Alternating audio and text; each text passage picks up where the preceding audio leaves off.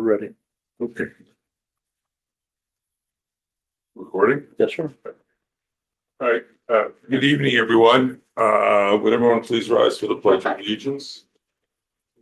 I pledge allegiance to the flag of the United States of America and to the republic for which it stands, one nation, under God, indivisible, with liberty and justice for all. Thank you.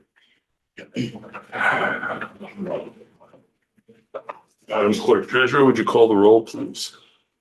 Call the roll. We'll introduce her as soon as she calls the roll. Just introduce everybody. No, just call the roll of the trustees and the mayor. Okay. We have Matthew Tahini. Just Matt, sorry, Trustee Tenari, Trustee Present. Tanar. Deputy Mayor Lindsay, Present. Trustee Scherer, Present via Zoom. and the mayor is present. Before we open the public hearing, or at least the continued public hearing, I wanted to introduce for the record, our new clerk treasurer, Rachel Guido. She started on June 8th, and I want to give her the opportunity to make some comments. So feel free to have the floor. Thank you very much. As the mayor had mentioned, my name is Rachel Guido. I've been living in Tuxedo in Maplebrook for about 28 years now. I have 4 kids and I looking forward to working with everybody here. So I haven't met everyone here in the village yet, so please stop on by. Again, my pleasure working with all of you. Thank you. Thank you. Appreciate it. Okay, so the first item of business is we're here for a continued public hearing on the proposed amendment of the village code prohibiting unattended dogs from roaming throughout the village. So I'll make a motion to open and continue the public hearing. Do I have a second? Second. Second by the deputy mayor. All in favor? Aye. Aye. Aye. Okay, so it's a public hearing. Is there any member of the public who wishes to comment on the proposed amendments to the village code? Jay Reichgott in the back, you have the floor. Thank you. I'm Jay Reichgott. I live at 121 Laurel Road. I don't currently own a dog, but I have owned dogs in the past. I am strongly in favor of this change. It's all great to have dogs off leash if their owners are there to control them. Dogs simply roaming are a classic example of privatizing the gains and making all the costs public. I've seen these dogs swim in our lakes, which is against the law. I've seen them defecate on public or possibly private areas, and there's no owner there to clean them up after. There are people who don't like being approached by unknown dogs. The dogs are at risk from cars, from other wildlife, from other dogs. Keep your dog on your yard. If you want to take your dog with you, keep it under control. This is a free and easy village. We don't have to have a leash law, but I'm in favor of keeping the dogs not looking free. Thank you, Mr. Thank you. Reichgott. Any other comments from the public in the room? Any other comments from any member of the public attending Zoom by Zoom? All right, hearing none, I'll note for the record that I did receive one letter from Tate and Dana Jarrow of 77 East Lake Road in opposition to this particular proposal. I will not read the letter. I gave them the opportunity to come and read it themselves, but it will be entered into the record as being in opposition to the proposed amendments. With that being said, I make a motion to close the public hearing. Do I have a second? Second by Trustee Tenari. All in favor? Aye. Aye. Okay, I now make a motion to adjourn the public hearing and move to the regular meeting. Do I have a second? Second. Second by the deputy mayor. All in favor? Aye. Okay. All right, we'll start the regular meeting now. I have a few comments. Of course, welcome to Rachel. We look forward to working together for a long time. At least you'll be here for a long time. I don't know about myself. But from the history of the village, sitting right here, we've got John Ledwith, who's been here since, 94, John? Yes. And Jeff's been here since 98? 90. Oh, So employees stay here for a long time. So we hope that you're happy and that you're with us for as long as you want to be. Thank you very much. And the record should reflect that Trustee Turner has just arrived. Right. First point I want to make, very important. Village taxes went out on June 1st and they are due in Village Hall, am I correct, June 30th? They have to be postmarked by June 30th. Postmarked by June 30th. So please remember to get your taxes postmarked or hand delivered by June 30th, because after that date, there is a penalty imposed and the village has no authority, regardless of what your excuse might be, to waive that penalty as provided by New York State law. So I urge everyone, it's not a fun task to write that check. It happens once a year. We in the village administration appreciate that because we couldn't provide you all the services and everything else that we do without your tax dollars. But please get it in by June 30th, either postmarked or in person. Mayor, there is another way to do it. You can electronically submit your taxes as well. Okay, well, thank you, Trustee Scherer. You're on top of the IT for the village. So June 30th is the deadline. On Sunday, the deputy mayor and I attended the 125th anniversary celebration of the Tuxedo Park Fire Department. And it is really extraordinary to me in this 250th anniversary year of the founding of our nation that the department has existed for half that time.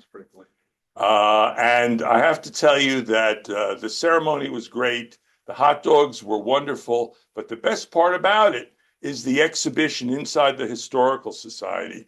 And I would recommend to everybody that has a chance, I think the hours are primarily on Sunday, go visit the Historical Society. The exhibition will be up for several weeks, and it's filled with information not only about the fire department, but also about Tuxedo Park. And it is a fascinating display. So that's my recommendation. If you have the time, try to make it, because it really is a great thing to see. And with that, I'll turn it over to the Deputy Mayor. Yeah, well, just that Capital Projects Committee has been working with Joe Zongel. We have our chair here tonight. And tomorrow, I'll be meeting with Tom Birmingham, who is on the committee, and Noah Nadelson, who's our bond advisor, and Ed Marcus, who is the water rate consultant person. Based upon what we decide tonight, we'll start setting up water rate studies and bond issuance. Yeah. So I don't know if you wanted to set a date for the hearings or, We can do that later Okay. on. This is, I mean, not now. but yeah. If this is comments. Yep. Trustee Turner. No comments. Okay, Trustee Tenari. The only comment would be thanking Chuy and Hempel for that Oh, yeah. that It's great. speech about the history and the influential figures. That was a great event. It's amazing. Thank you all. Now we turn it over to the floor. Are there any member of the public who wishes to comment on any subject of concern to them? Anyone at all? Professor Hayes.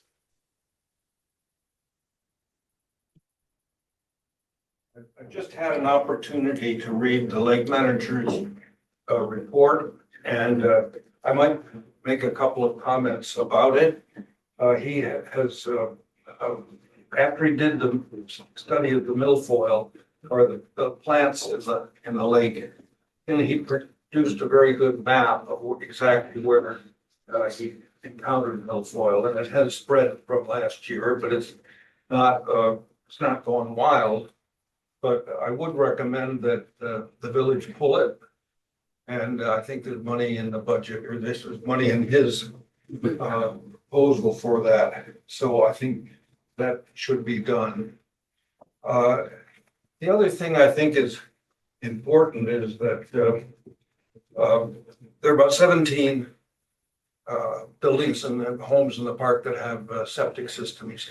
And these should be pumped every 2 or 3 years. And I think there's something in the code every 5 years, but maybe that should be shortened to 3 years. But I think it might be a good idea if the board asks someone to call the people who have these septic systems and find out when they last had them pumped. And sometimes houses are rented sometimes people forget, people buy a place and don't understand what it means to have a septic system, but it could be very detrimental to the lake. Not necessarily from a health point of view, although that's certainly possible, but also adding a lot of phosphate to the lake if there's leakage. And one other thing I think that, as far as the lake is concerned, that he recommended with the Phragmites around Weewa and around all three lakes actually be pulled or destroyed. And that's a little bit complicated, but if you don't do it, it will just spread more and it will be more expensive in the future to do it. Thank you, Professor. We appreciate your comments, and certainly the issue of septic system inspection is something we will discuss. Any other member of the public online wish to make any comments? Okay, Trustee Shara, I think I missed the opportunity to allow you to speak as always. Is there anything you'd like to discuss? No, All right. thanks. And Thanks for, I apologize for that. it's all good. Okay, thank you very much. All right, we're going to go slightly out of order. We have the village engineer here.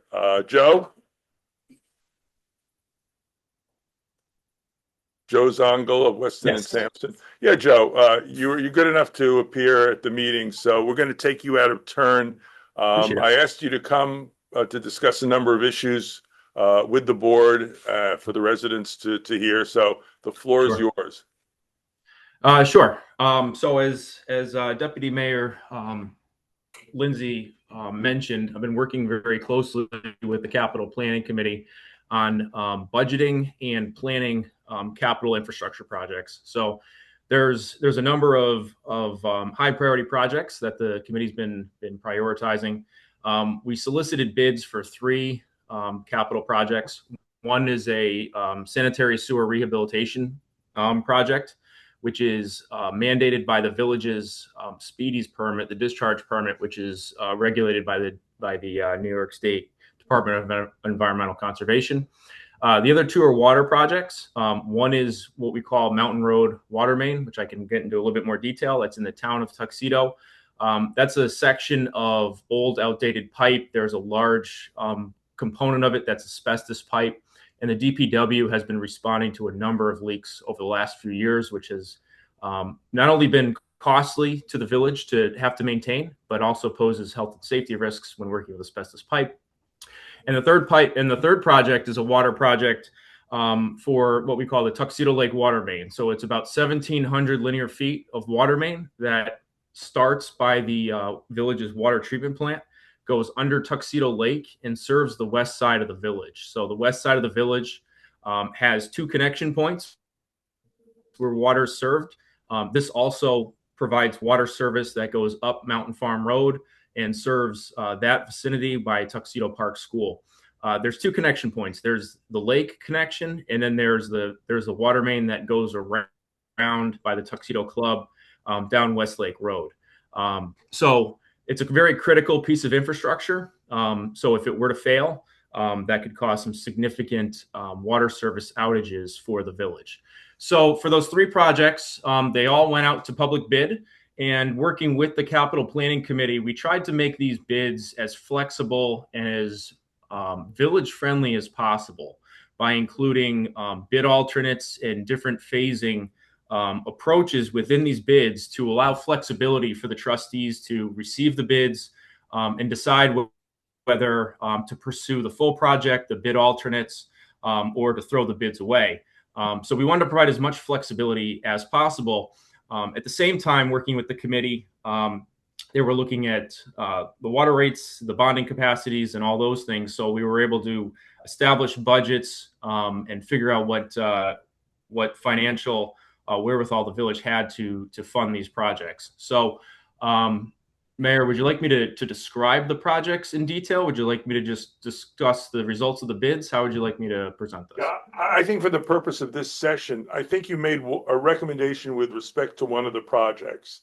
So we've made recommendations for 3 of the projects. I can start with Mountain Road water main. So Mountain Road water main was broken into two components. Well, one was what we called the base bid. And John, do I have ability to share the screen? I can present a map if so.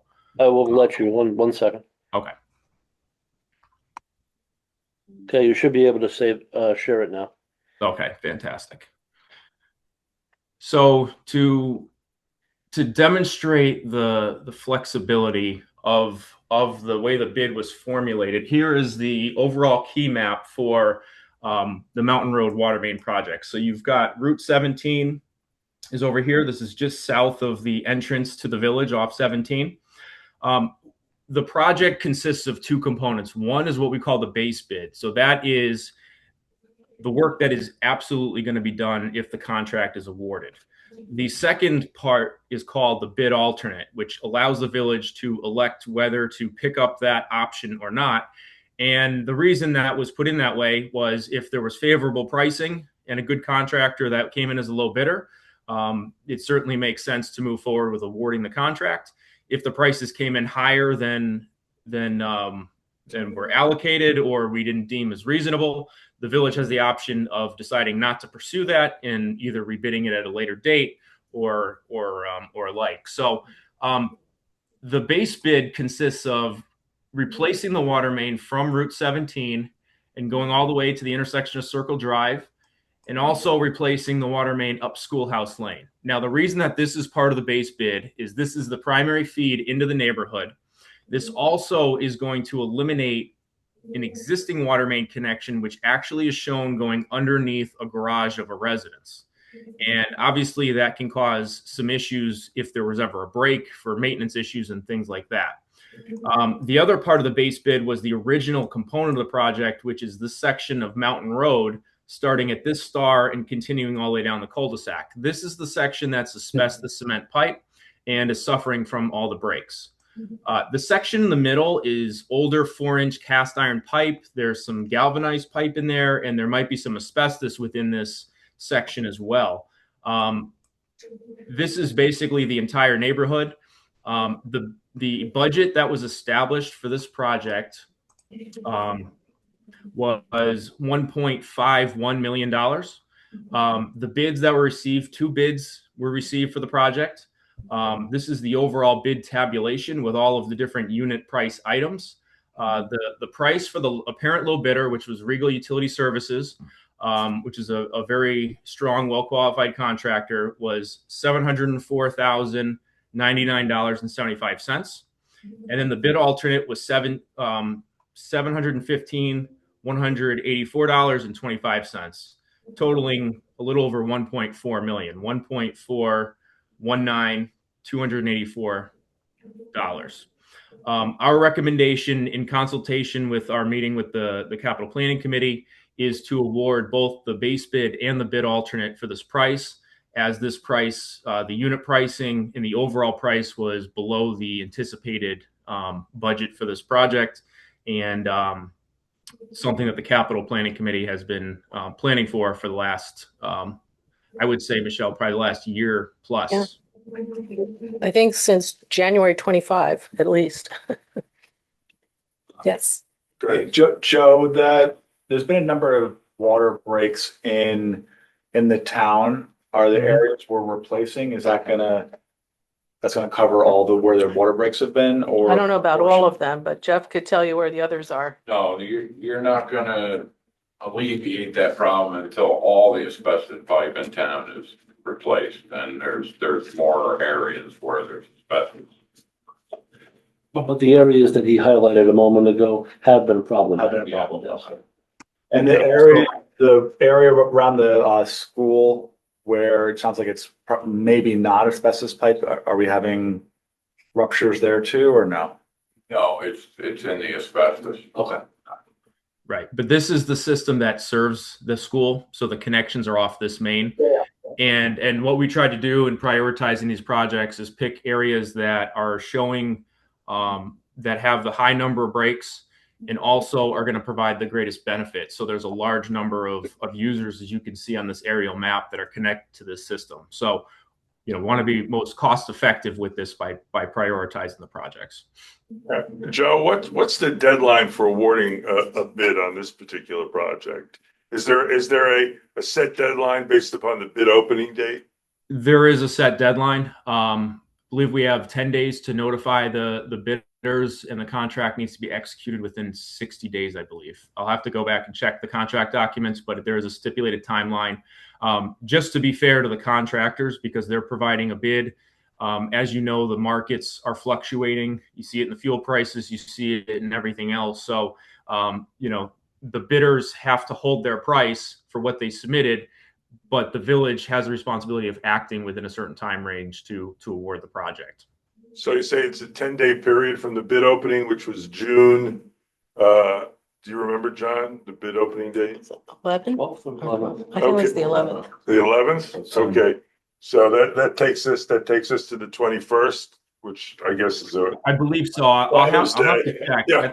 That's for notification. I don't believe it's for the official contract execution. I'll have to check the established windows in the document. So we have to make a decision whether to accept or reject your recommended bid at this particular meeting, because it won't happen before Father's Day. Yeah.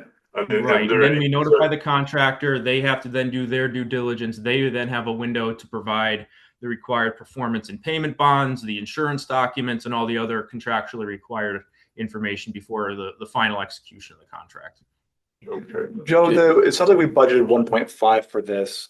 The quote for, I guess, the original work sounds like it's 1.4, but the aggregate that I saw was 2.7. What's the, or? You mean another project? Is that a separate? I'm trying to reconcile. That's the It Tuxedo just Lake. comes across on the far right column. I think you might be looking at Tuxedo. Yeah, so what we're showing here, This is 2 points. this is the bid summary. This is the two bidders that provided the bid. So they have specific unit items they were bidding on.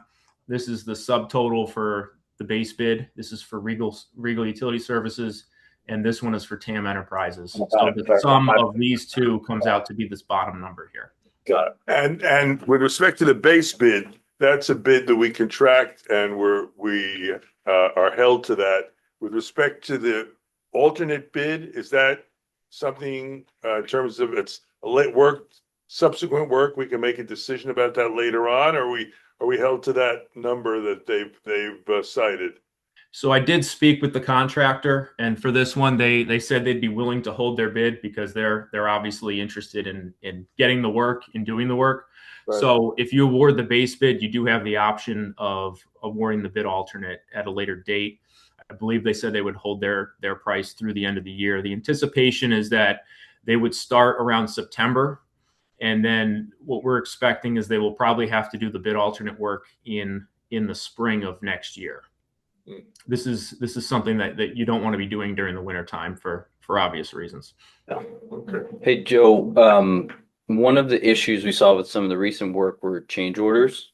So how are these bids structured? Are they lump sum turnkey, fixed price, time certain, or is it time and materials, their best efforts? Like, how did you structure them? Sure. The way that this is structured, it's called a unit price contract. So zooming out to here. So each one of these is a pay item, and they are structured either based on individual lump sums or unit prices. So mobilization, for example, is a lump sum value. Test pits is a unit price. So we estimated 17 test pits being necessary. The contractors provided their unit pricing and then the extended pricing. So if we only use 15 test pits, only 15 test pits get paid for.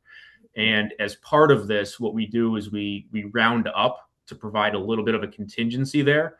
So you see, pavement restoration, we round up to, 11,700 square yards. The number is likely going to be less. So that way, if there are some unexpected field conditions, which can happen, obviously, in this type of work, it allows a little bit of flexibility within the bid. So what are, I guess, the taxpayers' protections on it going the other direction? On it going over budget? Yeah. Well, we're going to do what we can to make sure that we can avoid, obviously, the change orders. With the unit prices, if there's additional work that needs to be done, they're held to those unit prices. If there's something that's outside of the scope of the work, then it needs to be negotiated. There's always the option of not authorizing the work and either bidding out a separate component or having DPW do it. But basically, it comes down to, making sure that the plans were complete and that the work is going to follow as closely to the contract as possible. Now, there are times that things happen and the prices may vary, but we've provided some conservatism in these unit prices. We've got numbers in here for items such as rock excavation or controlled density fill, that are basically contingency items. So we've built in a little bit of extra for some of the unknowns. I'm sorry. I'm just thinking about what happened to the Pond 3 Dam project, which is not even complete yet. Do you remember what our original estimate was compared to what we've actually had to pay up to this point with the problem of the leaks having to be addressed sometime in the relatively immediate future? Do you know those numbers, or perhaps the deputy mayor knows those numbers? I don't remember the original estimate. I'll look for it. I don't have it. Yeah, that's always a concern, when you're talking about these big numbers, they always seem to get larger. Yeah. And it's something that, the board has to consider as representatives of the taxpayer. Even if one were to argue it's all being bonded, it does have to be paid. It has to be paid. So let's see if the deputy mayor has at least the original number. Joe, while Michelle's looking at that, so are these two bidders, they took a design from you all and priced it, or they did their own engineering work in the field and can confirm kind of the estimates that you're all showing? No, they took the contract documents that were prepared. So there was a full set of construction drawings, and then there was a full set of construction specifications that were provided, and the contractors went out, they evaluated the sites, and then they completed the bid form with the pre-populated quantities that were engineered for them by Weston. So you guys did a full IFC set of designs on these without doing test pits yourselves? We how do you know what's under there? We did soil borings. We also did line tracing. However, there were some gas mains that the gas company had in there. There were some older gas mains that they abandoned, didn't have record maps from. So we went out there, we traced the lines the best we could. But with subsurface conditions, there's always some unknowns. So Joe, I've got a similar kind of question, because to the mayor's point, with the Weewa Dam, we had extra cost not only for the leaks, but also for the extending the barriers, the guardrails, and they weren't an insignificant amount of money. In your experience on a project like this, what could push the price up, given the scope of the work? We don't know what's under the ground. Yeah. I think the biggest thing that would impact it is some kind of unmapped, unknown connection or pipeline that's within the ground that was not documented, that's discovered during the excavation. The other item that could drive some of the costs is if there's an area where there was rock that wasn't anticipated. To kind of control the rock excavation number, we actually put in what we felt was a fair unit price, because we've seen in the past where contractors, if you estimate that there's rock and they recognize rock as a contingency, and we did geotechnical, but geotechnical is only as good as the boring in the immediate surrounding area between it. The rock profile could theoretically change between the borings that are spaced every 200 feet. So we put in the unit price of $200 a foot, or I'm sorry, cubic yard. We've seen instances where if you don't have a high enough quantity there, that contractors put in a really high number for rock and they unbalanced their bid and they put a lower number in for, linear feet of pipe installed. So if they hit rock, then all of a sudden their numbers go through the roof if they have $10,000 a cubic yard instead of 200, for example. So we tried to mitigate that risk by putting in the amount for rock. Joe, I think if I'm reading this right, you've got $20,000 $12,000 for rock excavation and about $10,000 for density fill. And what's the length of this project? The length of this, well, we've got 2,100 feet of water main for the base bid, and then we have another 1,600. So we're around 3,800 linear feet. Does that? I would have guessed the rock excavation alone would have cost like multiples of that. Does that pass the SNP test for you? That it's so low relative to the length? Well, we're replacing the pipe in Already kind. been there. They've already been there. They've already been there. I mean, there's Right, but you have to, Yeah, that's you still have to take around it. Joe, I think what we're coming up with is somebody already installed this pipe, so we're not expecting a lot of rock around the area. Right. It's a previously excavated trench. You don't need to actually dig around it. You can just dig on top and take it out. Is that right? We're going to dig right next to it, but it was previously excavated, so you have to over excavate to install the pipe initially. So you're going to be digging a 3-foot trench to put in a 6-inch pipe because of the bucket width. You're not, coming in with a trencher and just, trenching 6 inches to put a 6-inch pipe in the ground. But if I may, there may be some confusion about what's meant by rock excavation. And Joe can correct me if I'm wrong. Jay, would you just speak into the mic so anyone listening can hear you? Thank you. Jay Rushkin, I got my engineer hat on. Okay. There may be some confusion I'm hearing about what rock excavation means. Joe can correct me if I'm wrong, but typically that means actually cutting solid rock to make a trench, not taking broken rock out of the trench. Okay. Correct. Yes. Okay. Yes. I mean, they're responsible for excavating within the trench. If they hit a boulder or a rock or a stone, that doesn't get paid under rock excavation. Rock excavation is as Mr. Rightly said, you hit ledge and you have to get in there with a hammer and drill it out, or you need to do something, for substantial rock face. And that's why we did a boring program throughout the neighborhood every 200 feet with borings going into the ground below the pipe depth elevation to determine where the presence of the rock is and at what elevation. So what happens to when we're installing a new pipe? Do we leave the old pipe while the installation's happening so they still have water? That's the plan, and then we transition the services over. So you have to Matt's point, the pipe's not going exactly where the existing one is. It's going to go 3 feet separate from right. And that's why we did a geotechnical evaluation as part of the design.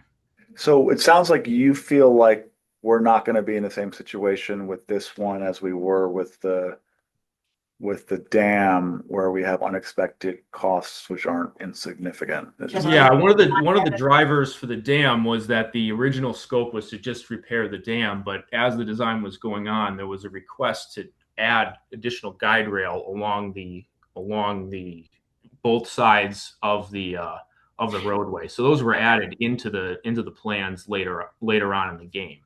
Right. So that's why I guess you were seeing some costs. Now, I'm not aware of any significant change orders that came up during construction to this point for the Pond 3 dam.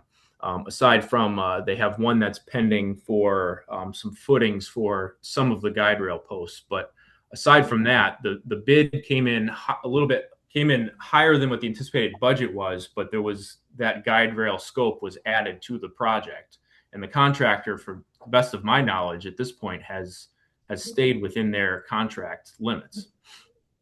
Got it. But there is another thing, which was what the mayor was referencing earlier. There's a new leak that we're getting a quote for, which is not immaterial. Yeah, so There- that, There are really two issues. The original bid was to. Just let everybody know, Joanne. Hi, sorry about that, Yeah. late launching in here. Joanne Hanson, I'm Chair of the Capital Planning Committee. The original bid was to replace the road over the dam. Then we had the earthquake, which introduced leakage. And so we were really dealing with two separate issues. And the leakage issue is significantly reduced, but still there. So they were really, that was not part of the original project, which was just to put the bridge over, to repair the bridge.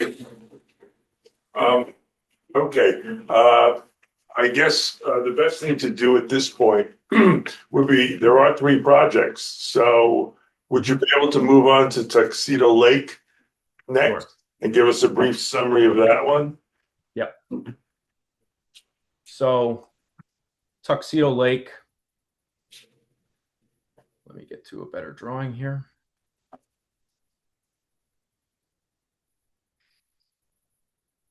don't know why it's not letting me do that.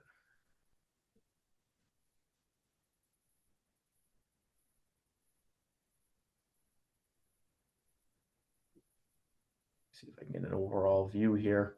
Okay, so Tuxedo Lake project is a fairly complicated project. There's an existing pipe that's laid at the bottom of the lake, as I mentioned. This project is to replace that pipe, but also put in water meters on either side of the lake to monitor that pipe, make sure that there's not any active leaks. It's also going to be a double-walled pipe per DOH requirements. So it's going to be an HDPE pipe with a pipe liner inside of it. So there's an added belt and suspenders component to it.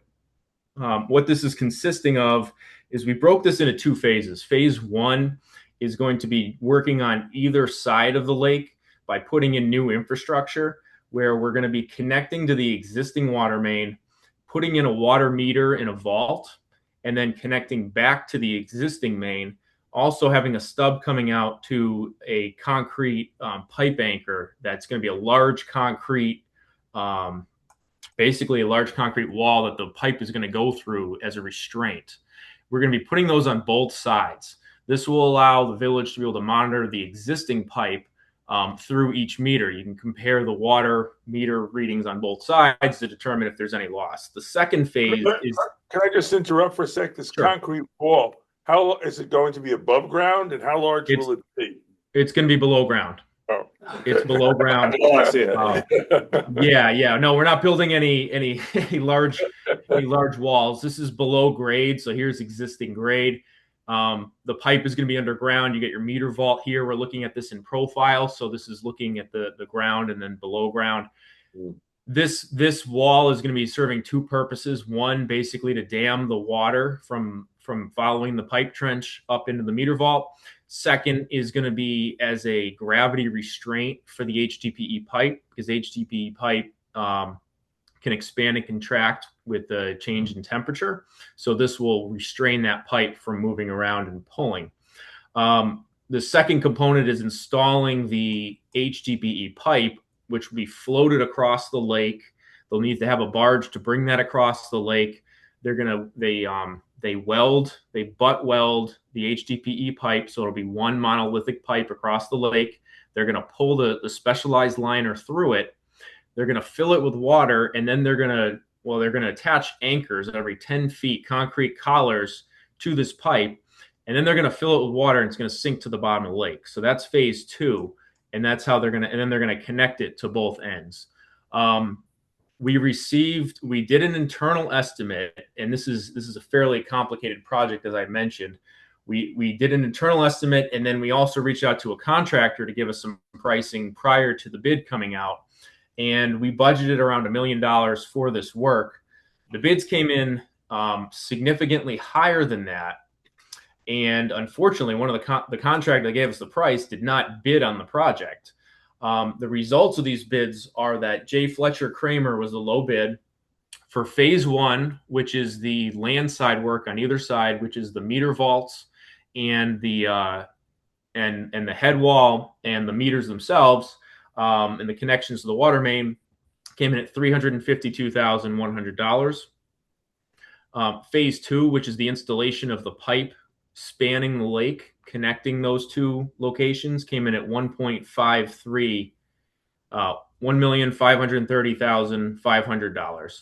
So the project total here, and I can zoom in if you'd like to see, is 1.882,600. Joe, do we know that it's leaking? Remind us, like the one in the town, we know there's tons of issues.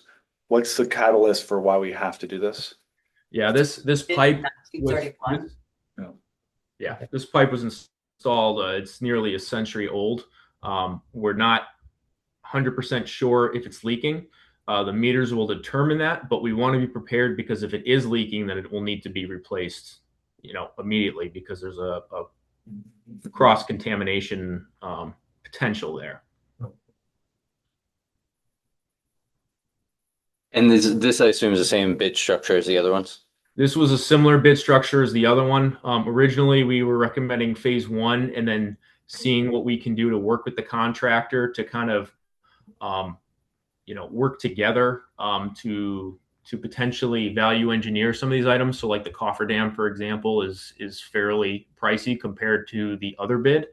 The contractor has agreed to that. And then in recent discussions with Deputy Mayor Lindsay, we felt it makes sense to recommend awarding both phases because of the complicated nature of the project, because of the variability of the market, and the potential that if phase 1 is completed and it's determined that phase 2 needs to commence, we want to make sure that there's a contractor lined up to do the work.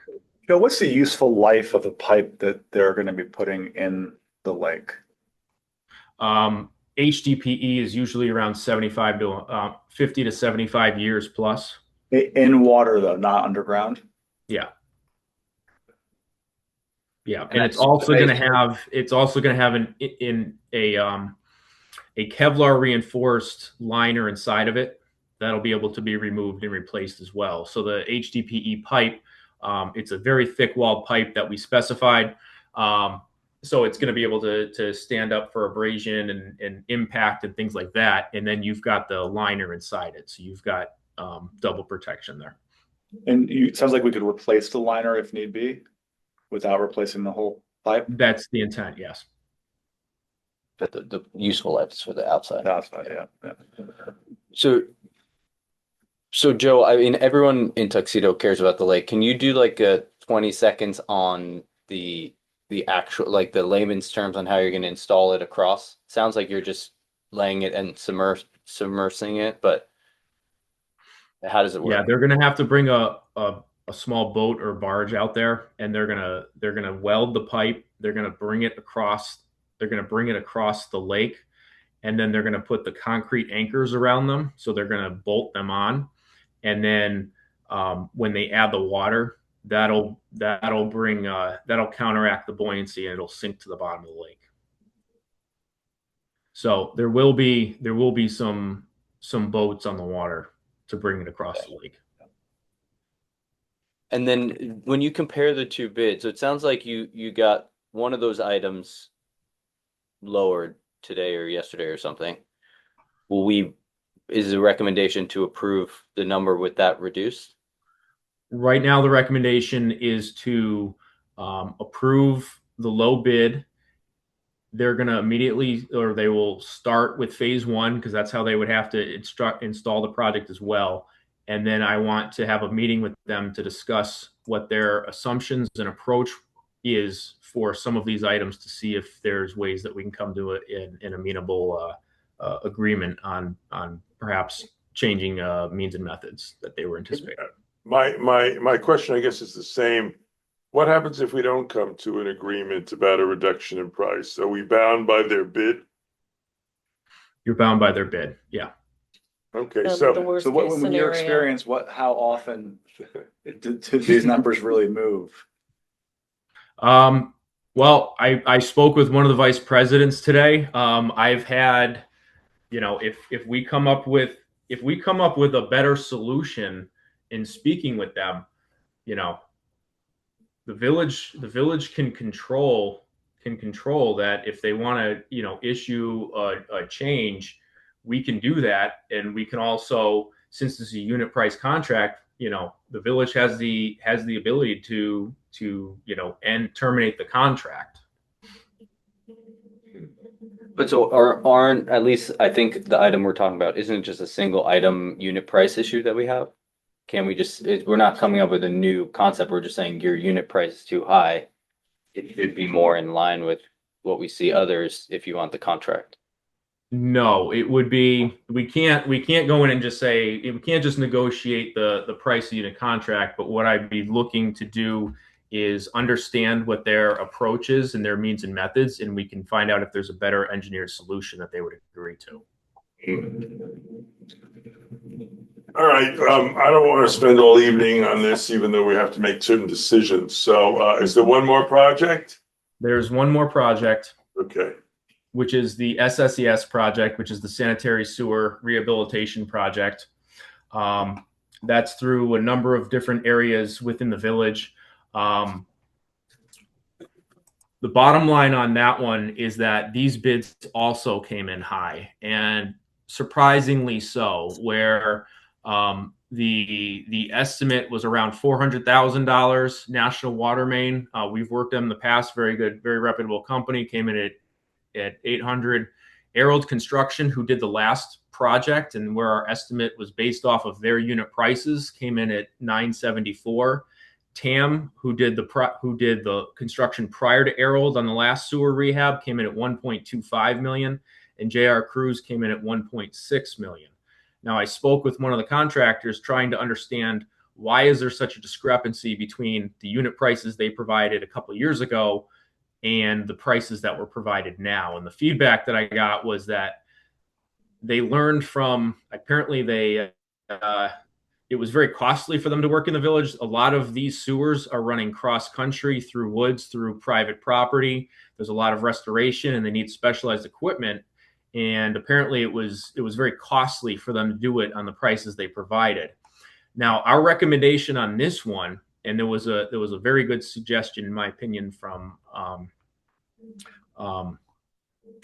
Trustee Scherer, was that we reject these bids. I reached out to the DEC. They've granted a 60-day extension to the implementation that's being required for this project to rebid the project, because if you look at these bid prices, you'll see that the summation of the 6-inch liner and the 8-inch liner, again, this is unit price contracts. We've got $156,000 for the low bidder for the 8-inch liner, and then $397 for the 6-inch liner. So if you add those up, you're at $550,000. We're significantly lower with Arold at 136 and 621. I'm sorry, 261. So that gives you, let's see, about, if I can do quick math on the spot here, 400,000. So about $150,000 difference. Now, the manhole rehab work on the other side, we've got a unit price from National Water Main at $3,200 a manhole versus $9,500 a manhole from Arold. So the difference between these two items is $164,000 versus $475,000. So what we're proposing to do is to rebid this project, provide a little bit more information on access to the manholes, but provide two separate bid forms. One is going to be for the mainline pipelining work. One is going to be for the manhole work.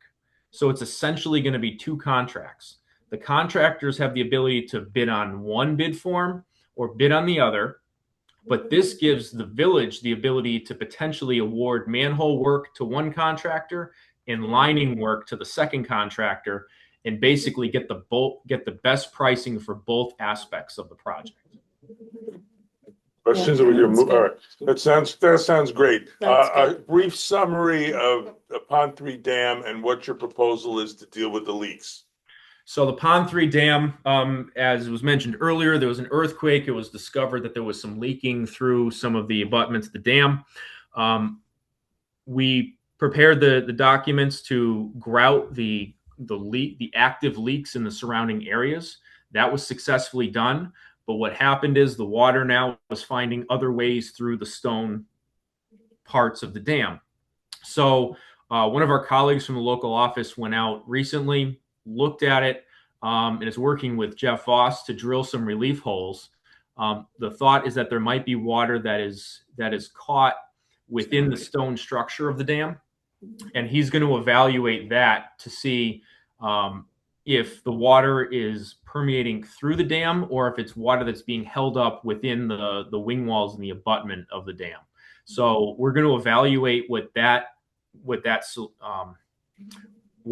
does for the dam, and to see if we can avoid having to do additional grouting, or based on the results of that, figure out, what the best course of action is. Because the problem is, Joe, I think we're all gonna be interested in that, but yeah, from my layman's perspective, we had a contract to fix a leak in a dam, and then there's still a leak. So, the contract was to fix specific areas that were actively leaking within the dam, and that's what was done. So again, it was a unit price contract where they were providing X amount of grout within those areas, which is what they did. The leaks now have formed elsewhere because those leaks have been sealed, so the water is finding the path of least resistance. But where the water's coming out is not very different than where it was before. I mean, I'll be real with you. How can you tell if the work and the construction that was done to fix the active leaks back then wasn't what caused the new active leaks?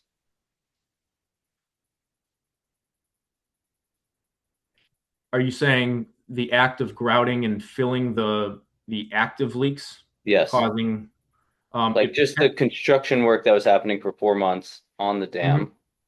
How can we know? Or even the banging that went on when they tried to secure the guide rails. Right, like just all of it. How can you tell what caused what? We would have to take a close look to see if we can figure out if there's signs based on some of the fractures and some of the leaking that's being exposed to determine if there's a cause for it. I find it unlikely that would be the case, that they caused more leaks in their work, but I'll have to defer to my colleague when he goes out to take a look at the specifics. It might be. I think the original project, if I'm speaking loudly enough, was to replace the bridge, which was independent of the leaks in the dam that was caused. We know that, but then you can't separate the cause and effect. And I can tell you from my experience that I heard a lot of pounding with hydraulic equipment. You may have heard it too. Sure did, Okay. Into this ancient dam, using the term loosely. And I just wonder, and we're relying on your engineering expertise to let us know if this involved the contractor's work. Did the contractor's work create all or part of these additional leaks? We need to know that. We need an opinion. So if you say Brock's going to go out there, we want an expert opinion on that particular question. It might be worthwhile for a couple of us to go meet with him when he does his inspection. Well, you guys are the builders, so I'll leave it to you. Joe, just one more question on all these projects. Sure. So if we're structuring it the way we are, where the taxpayers are at risk of subsurface conditions changing, unit counts, unit prices are locked in, what kind of construction management are we budgeting from a village representative or Jeff and his team? Like what level of oversight are we having? Yeah, for all three projects, the village is currently under contract with Weston and Sampson to provide full-time inspection for the three projects that we discussed. And those are in these numbers or not? Those are not included with these bid numbers, but they're included with existing contracts that have been signed with the village. For Pond 3, the driver was to try to keep costs down, and we were providing part-time spot inspections was what was our contract, and we've significantly exceeded that to date. So Joe, just a follow up. Part of that, right? Matt, you want to join me when I meet with There's Sure. When is he coming? Yeah. Yeah, so can you email Matt Tenari? and those were myself the there that additionals. To arrange, Original. your specialist, that'd be great. Absolutely. Okay. Yeah. I mean, we certainly want to be, you know, in the way we operate, we want to be good stewards of the village's money. And, you know, by Brian going out there recommending putting in some relief holes, we're trying to avoid additional grouting. So we're trying to do what we can to make sure we can mitigate what's out there, investigate, find the cause without just throwing money blindly at it. So we'll coordinate with Brian and we'll do the site visit and take it from there. I really appreciate it. Thank you. Okay. Any questions, Trustee Scherer? I know you're on Zoom and behind the shared screen. No, I mean, I covered a lot of this with Joe and the rest of the long range capital committee meeting when we met on earlier this week or last week. Okay, Yep. well, we're gonna have to talk about financing, but we'll return to the agenda at this point. Sorry, It's one on more- the one more agenda, question, right? Joe. One more question. What's the schedule of all these projects? Because they're large dollars. There's a lot of oversight required. What's the phasing? Like, what's the time schedule?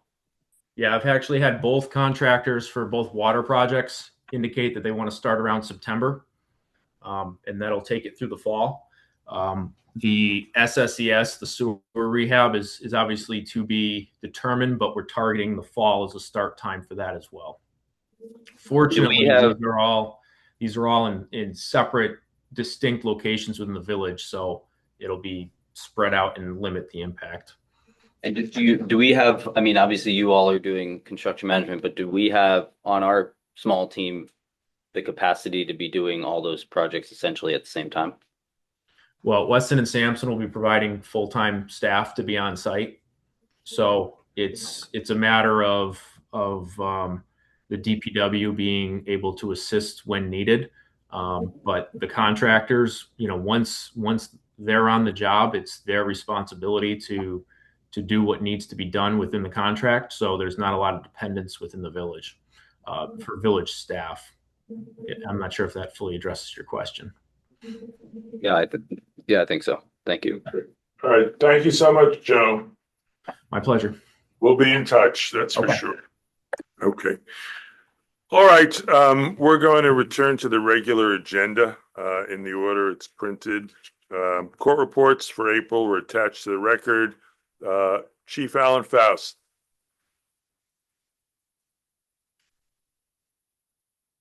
Good evening. For the month of May, the police department responded to 154 calls. They had one automobile accident. They issued 8 tickets, 12 warning tickets, 7 fire alarms, 2 intrusion alarms, 4 medical calls, a couple of assists and other PDs, patrolled 2,578 miles and approximately 805 vehicles per day. Also regarding our Southgate, we got a estimate to upgrade that and put a new system in, because right now we don't have the capability to open it from the booth. It works for all vehicles that are registered in the system, but we can't open it for other vehicles. So they'd order the stuff, and they're probably gonna have the unit in by next week, and it's for a total of $6,573.60, which That's an upgrade in the communication system essentially that Yes. allows non-registered vehicles to speak to the officer in the booth and explain their presence there, whether it's a school bus or some other vehicle that really needs to enter the village to the south gate. correct. As of right now, we have no communication with vehicles at the South Gate. We can see them, but we have no communication, and we cannot open the gate from the booth at this time. That's the start of that. There's a law enforcement technology grant coming up in the future. It's supposed to probably be put out in about August. I think we definitely need to look into, much better upgrades for, both those gates, probably much better systems to get up to date on that too. So we could put in for that and see what happens with that. But this will be a start of a project, so at least we could have that going. It does need a couple other things too, which, there's not like a fire truck, even with the cameras, it doesn't open up, due to the. I was told that because of the length of the school bus, the license plate reader can't actually read the school bus license plates, and that's because that's an issue. I heard that from some residents whose children are transported on the school bus. Is that true? If a school bus comes to the south gate, it can't enter? Correct. Some of it, if they're the bus is too long, the rear camera is. Yeah. Picking it up. And the problem is if they move the camera back too far, then it's, it defeats on the other end. So that's just par for the course with that. So that part's. So what happens with these? I saw it myself. A bus operator was sitting at the gate as I was leaving, and I talked to him, and he said, I need to get in. I got to pick up or drop off kids from the Tuxedo School District. Can we work something out with those public school buses? They all know, they've all been notified that they need to use the main gate, but I don't know if they forgot or just think it was fixed. And There's no way just to tell the cops to let the school buses in. I mean, we can't open it. Oh, you guys can't Now open you it. can, but once Can't you physically. once the system is in, will Yeah, there that's be? what we've done in the past. The school bus comes up and they manually. Oh, they open it. Front gate. But it Okay, used to be from like a phone keypad, which, is archaic. Okay. Now it'll just be like some kind of a touch screen. Okay. That they'll do for that. They said also they could have like a keypad out there, but I don't think a school bus, driver's not gonna get out of a school bus to They don't need press a keypad. Sure. Or anything like that.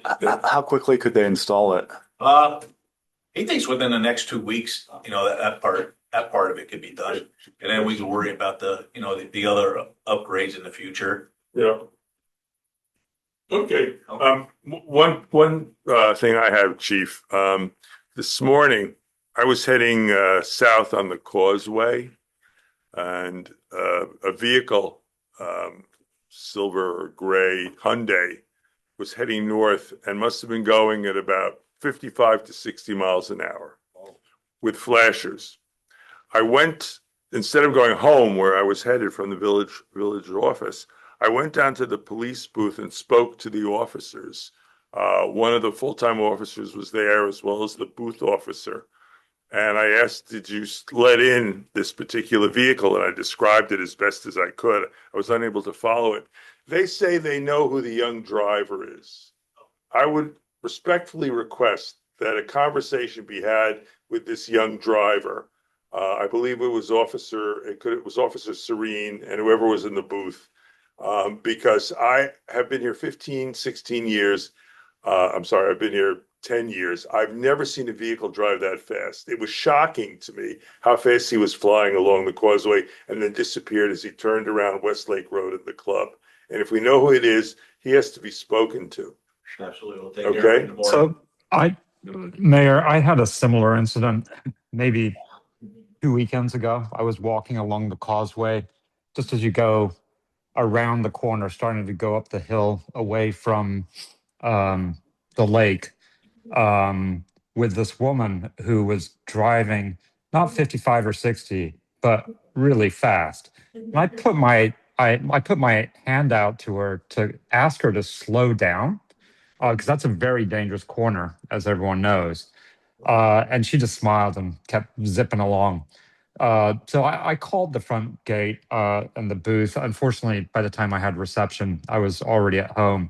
I did get her license plate number, though. Yeah, it'd be helpful to have cell towers. Just kidding, Matt. I already heard that. No emergencies, don't worry.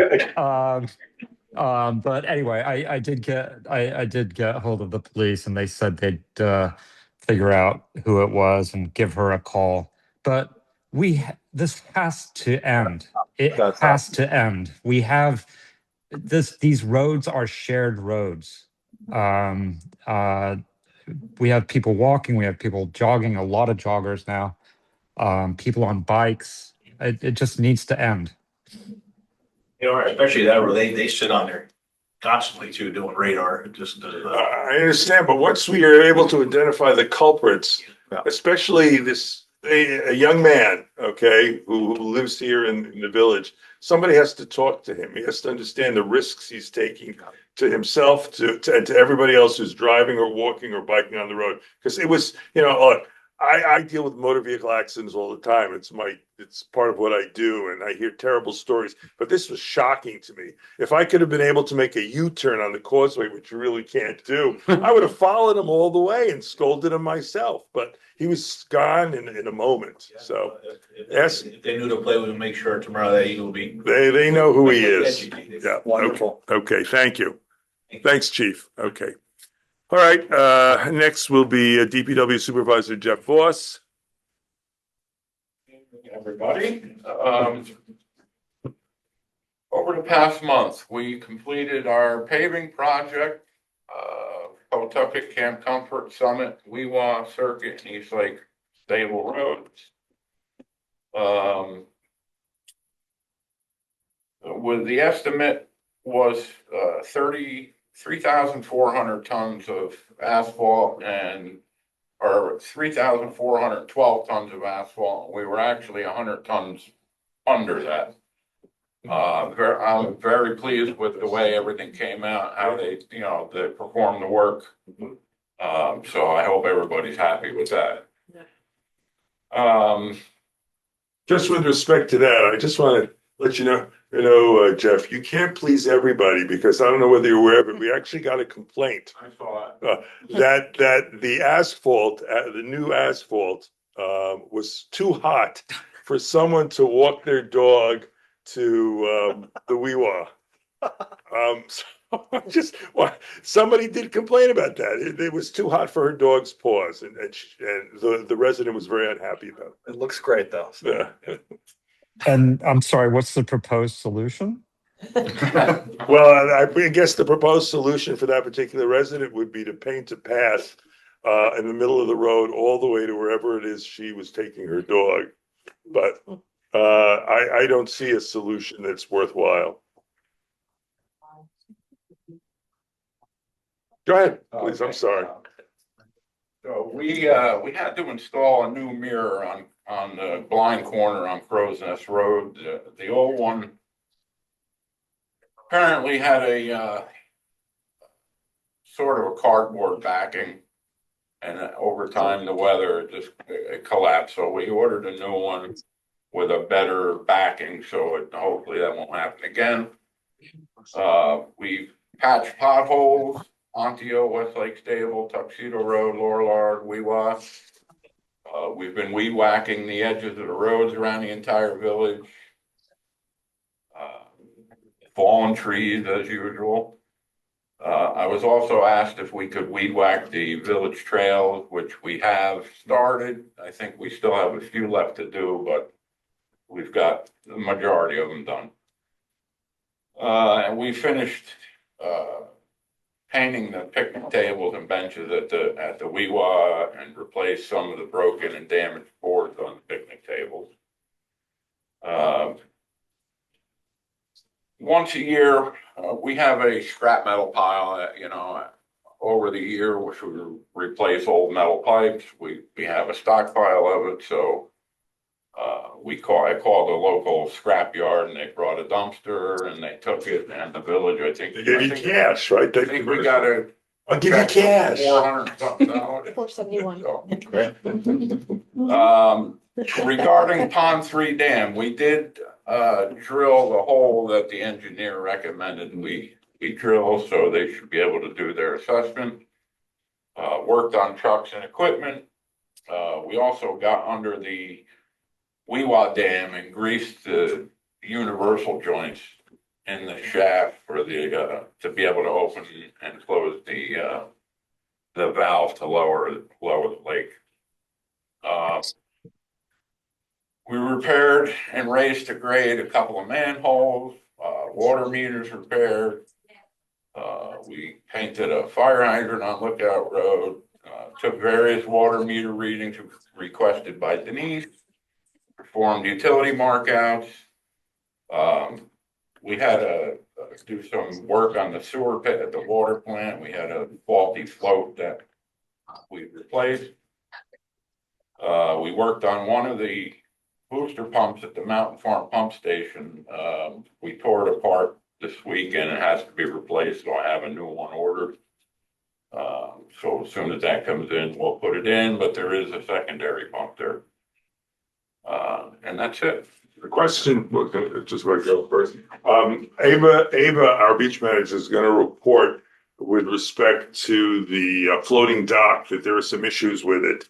So rather than have you can wait around if you want, but does the DPW have the capacity to replace these?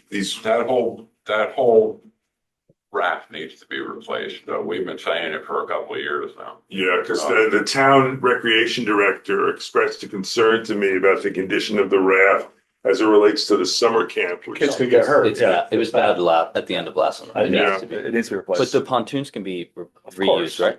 Oh, Yeah, yeah. And it's just the it's just the woods on top. and the new ladder, obviously. Yeah. But that's not something that your guys can. It's requires some sort of expertise. Yeah. Okay. We'll have to deal with that then because we don't want anyone to get injured.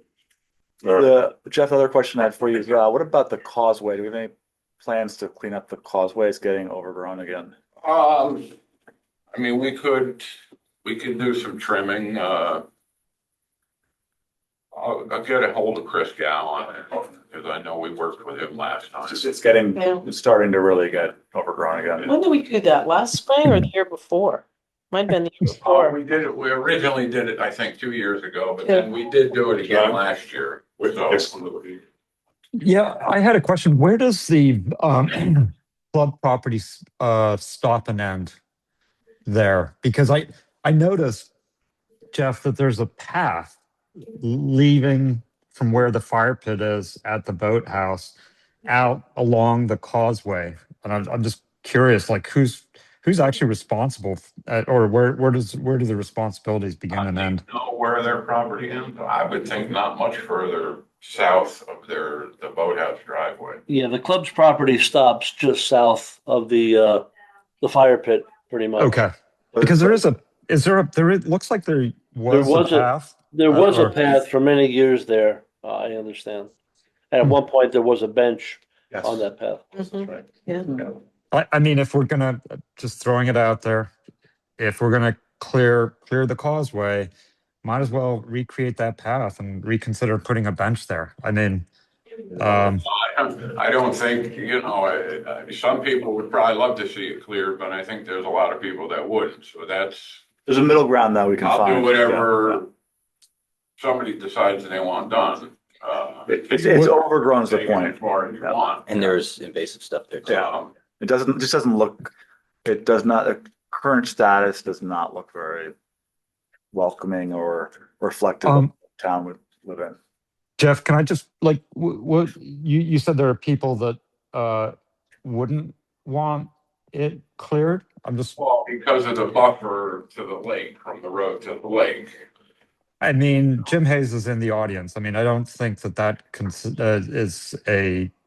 would be considered a riparian barrier. I don't think we're talking about clear cutting. We're just talking about opening up that path, which is candidly very visible, and cutting back growth of, I know there's poison ivy, there's wisteria, there's a bunch of, Devil's plants. Yeah, this is not, I appreciate, and Jim, you feel free to speak up if you have issues with this, but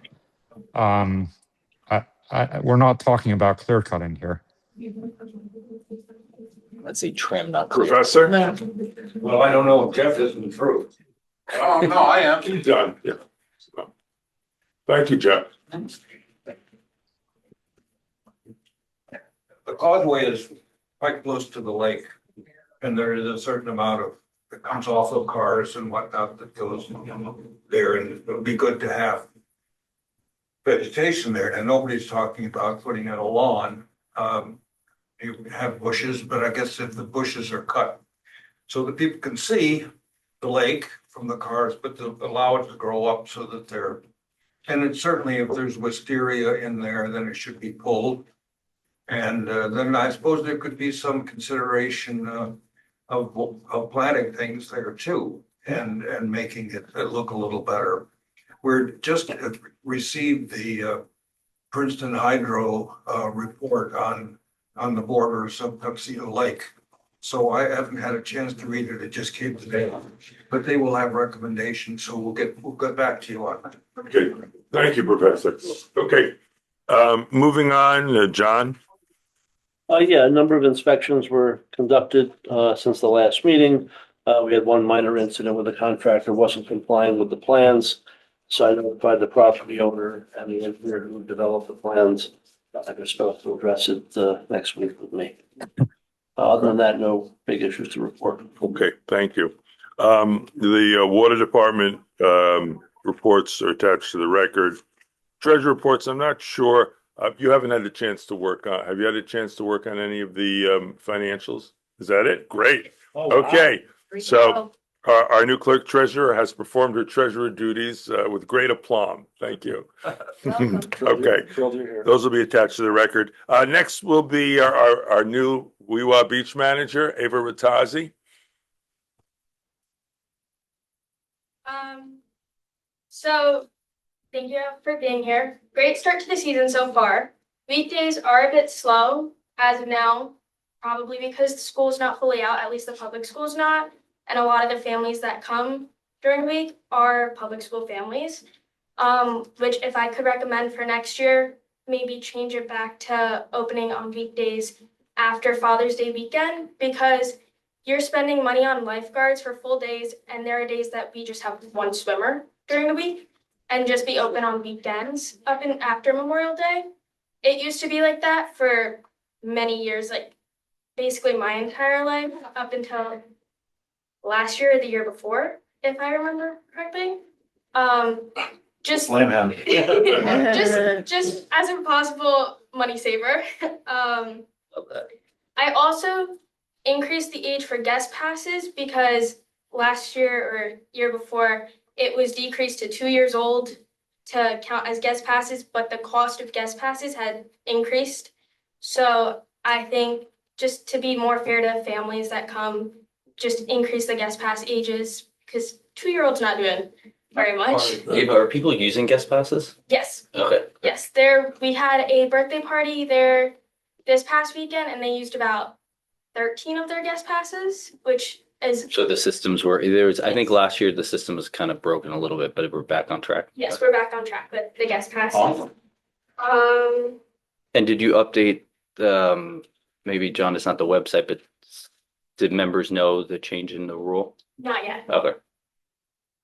And then I had put the hours without the lifeguards. So far, 27 and a half hours without lifeguards. And a couple of those have also been hours without checkers, in case you get refunds for that as well. Yeah, that's really helpful at the end of the season. Based off what members have said, very attentive lifeguards.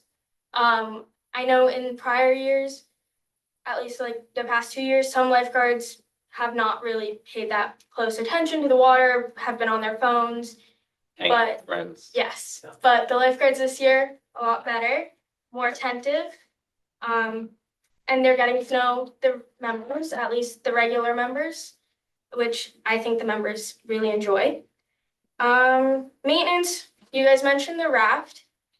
I think there's about 34 boards that if you need to do a temporary fix, you might be able to unscrew the boards, put some in, but that raft has been falling apart for years. It needs to be replaced.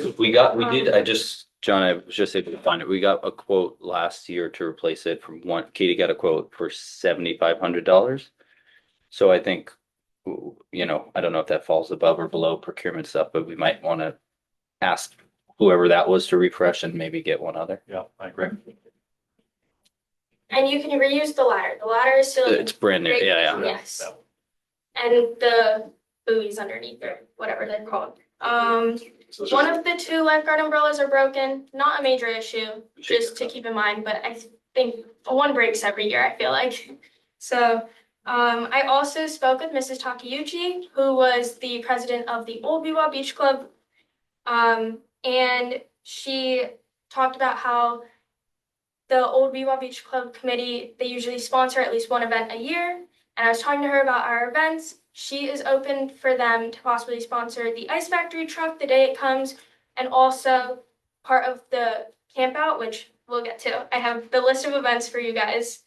And I also spoke to her about possibly the committee possibly like putting some money in for the raft, but they're more interested in being able to sponsor possible events throughout the years just to keep it going.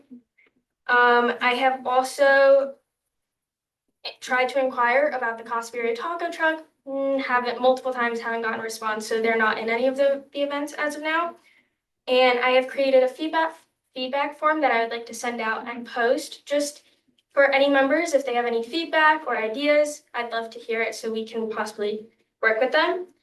And if you guys have any questions, comments, concerns, you can call me, text me, email me, whatever works for you guys. I have one question. You may not have the answer to this, but how does membership this year compare to last year?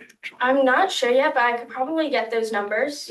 It would be interesting for us to know how membership compares Yes. from year to year. It's sort of important that we may make some decisions about how we change the funding for the beach club next year. I can get from Katie the membership numbers last year, and then I had my own tracker for previous years, and then we can just keep it refreshed. Thank you. When is the next event?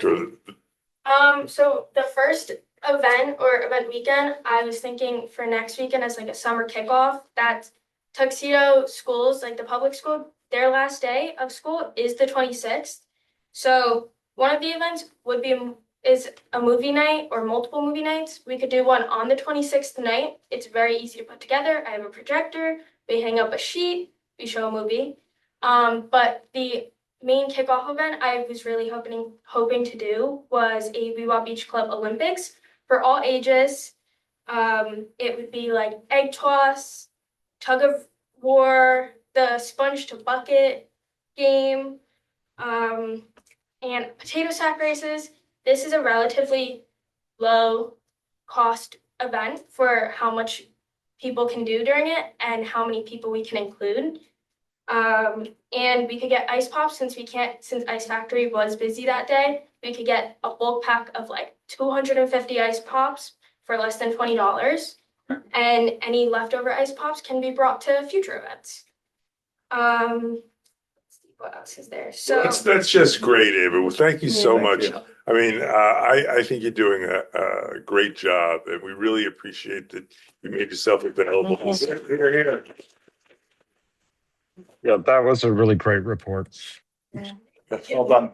I have some other events as well, and the We cost should- breakdown is So- good. Sorry to interrupt. We should figure out some type of way, because some of these most of the events I saw on the list are like they're a couple $100. Mhm. How should we do approvals for that?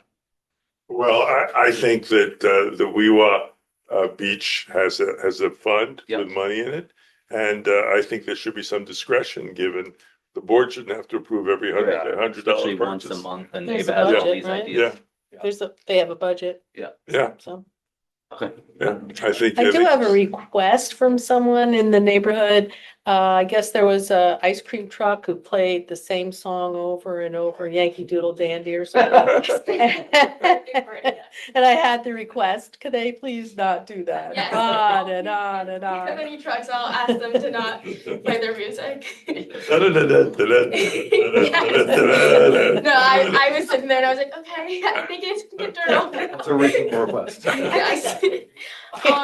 Also, somebody reached out to me. They were interested in doing separately, like a private event, in the morning, some mornings, like paddleboard yoga. I said I'd run it past you guys. It's like I'm planning it and getting someone. Well, is they gonna be charging a fee to people who? Yes. Oh, okay, we'll have to talk about that. Offline one. Yeah, we'll discuss that. We did have a yoga master, several. He has moved. He moved, yeah, I know, he sold his house and moved, but he was also, and I also believe the former mayor's wife was also doing a fitness class. I might be wrong, but we've had residents. The person that's interested in providing instruction, are they a resident or a non-resident? I'm not completely sure, Okay, you but can get back to me on that and I'll distribute it to the trustees. I've That's talked great. for family yoga 4 members, Yeah. and she's very cheap, and she loves working with kids. She loves working with families, and she's pretty good timing wise. And Great. yeah. All right. Thank you so much, Ava. Thank you. Hold on. Have a great rest of your night. Okay, you. bye-bye. All right, the next item on the agenda is actually misplaced, renewal of village liability policies. We will put that under new business, so we'll move that. Now, under old business, we've heard from Joe Zongel. We've done that. The proposals from Eurotech to repair the new leaks from Pond 3 Dam is being tabled based on Joe's representation that they're investigating how to deal with the leaks. So now we get to the issue of the code amendments prohibiting unattended dogs in the village. So I hope everybody has a copy of the law. If you don't, there are copies by the table. Sheila, would you? You got it. Do you have it? I think. Okay. Yeah. Have it on my phone. Okay. Oh, thank you. Yeah, I have some extra copies. Oh, thanks. Here you go.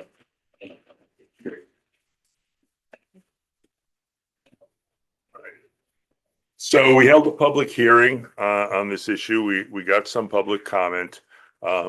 This is my second attempt as mayor to pass legislation that, while it's not a leash law, based on reports we've had, including, remember Lucy Yang came in several months ago. There are dogs, not just one. There are a number of dogs who run free in the village and can frighten people. The dogs also put themselves at harm's way as they trot along the road. Not everybody is careful about, animals that happen to be on the road. And I think that the village is somewhat of an outlier on this particular issue. I'm not aware of any other community where dogs are permitted to roam free. And I think it's time for us to join the 21st century and at least not enacting a leash law, but at least requiring the owners to be in the vicinity of their animals as they walk, whether it's on the roads or on the trails or someplace else. It's a matter of safety for the residents. It's a matter of health for the dogs.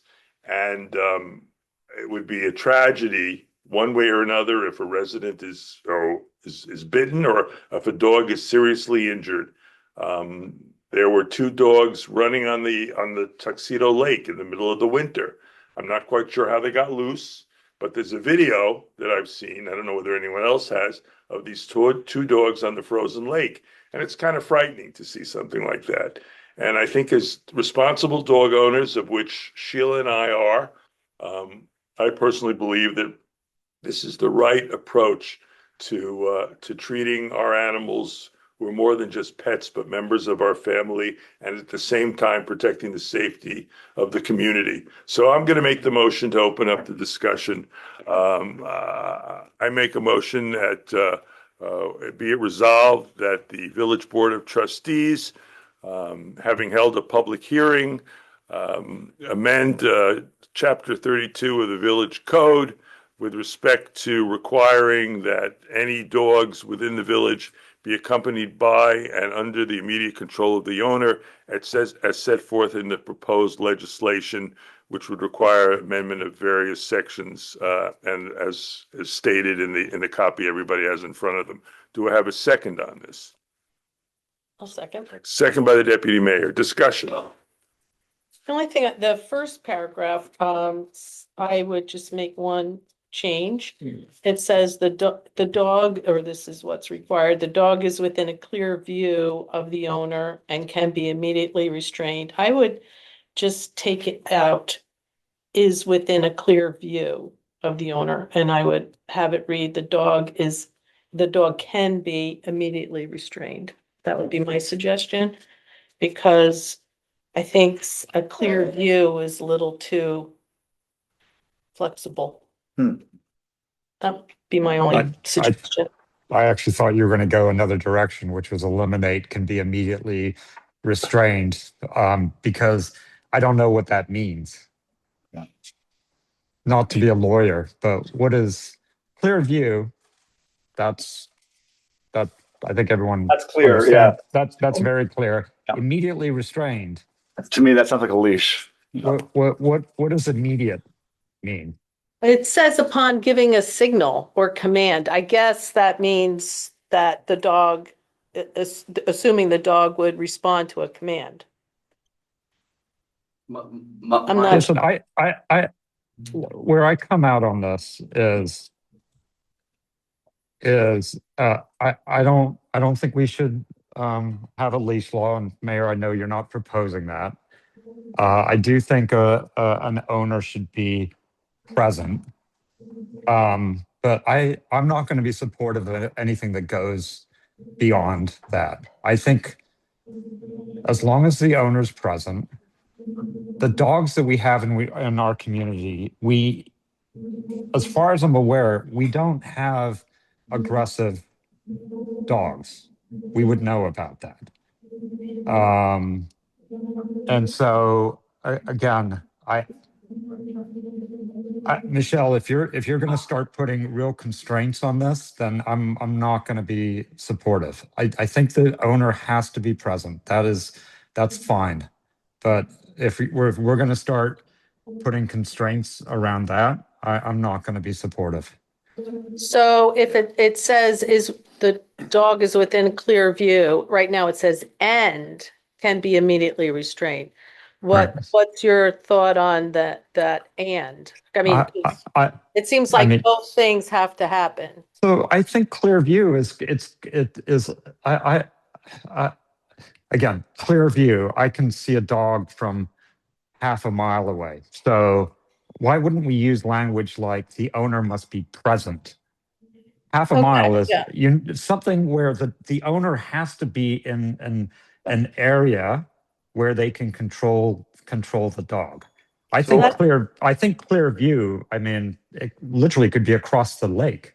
Yeah. Well, that's what I was trying to say, that I felt understand. that was too flexible. So just reword it so that they could. So I have a totally different take, to be honest. And I understand most villages have leash laws. Having grown up here, the fact that dogs can run around brought me a ton of joy. And in the 45 years I've been here, I've never heard of a incident with a dog that was material. So I'm wondering if we're changing a law because there's one family that we need to be dealt with, or is there an actual real issue that we're trying to solve for? Well, we heard from Lucy Yang several months ago about she was walking around the Weewa and she was approached by an aggressive dog and she was frightened. And I'm certain that's not the only instance. It was not the dog that you're sort of subtly referring to. Okay, it was a different dog, but I mean, as a policy, I understand what Trustee Scherer says. Within clear view, it's probably a little too broad, but just as a practical matter, without removing the joy of walking your dog off leash, don't you think it's appropriate for the owner to be available in case the dog runs into another animal or approaches a person? You can't you cannot exclude the fact that not everybody loves dogs, and to put the burden on the individual over the rights of the dog to wander wherever it goes seems to me to be an opposite of common sense.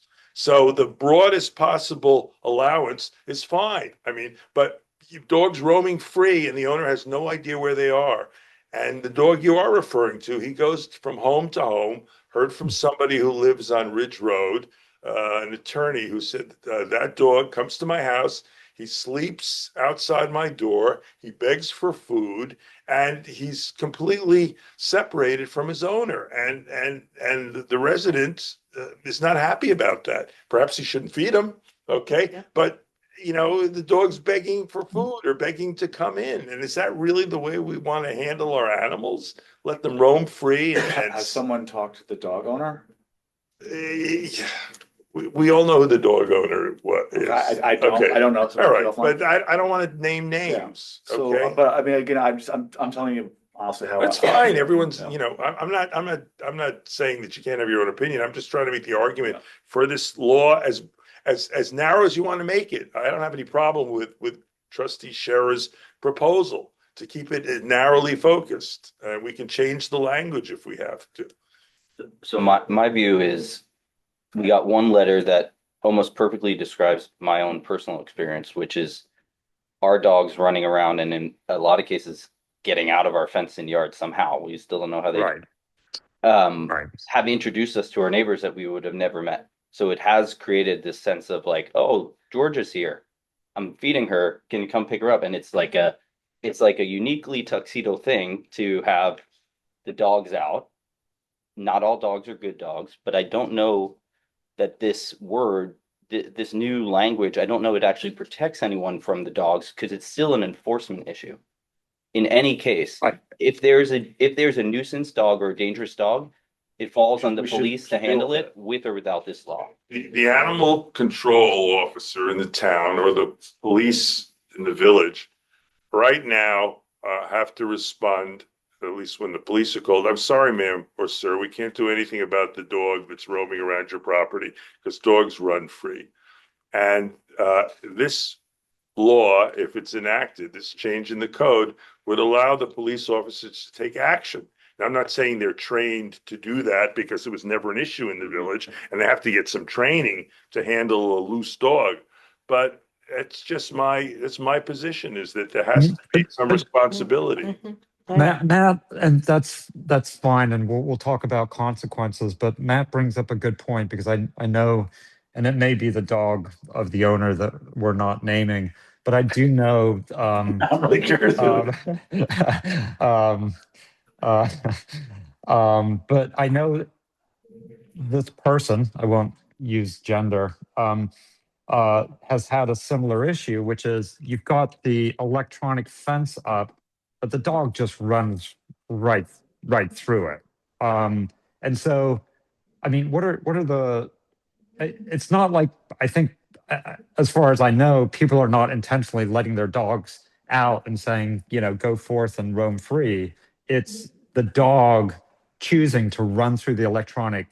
My dog takes fence. off every once in a while. Yeah. And he runs around and he comes back. And so I guess what are the consequences? So we put this law in place, we make this change, which I think is a reasonable one, based with the adjustments I made. I think it's a reasonable law, but like, what are the consequences?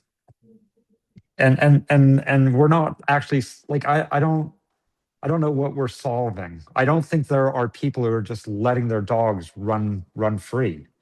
These are dogs that are, you know, independent.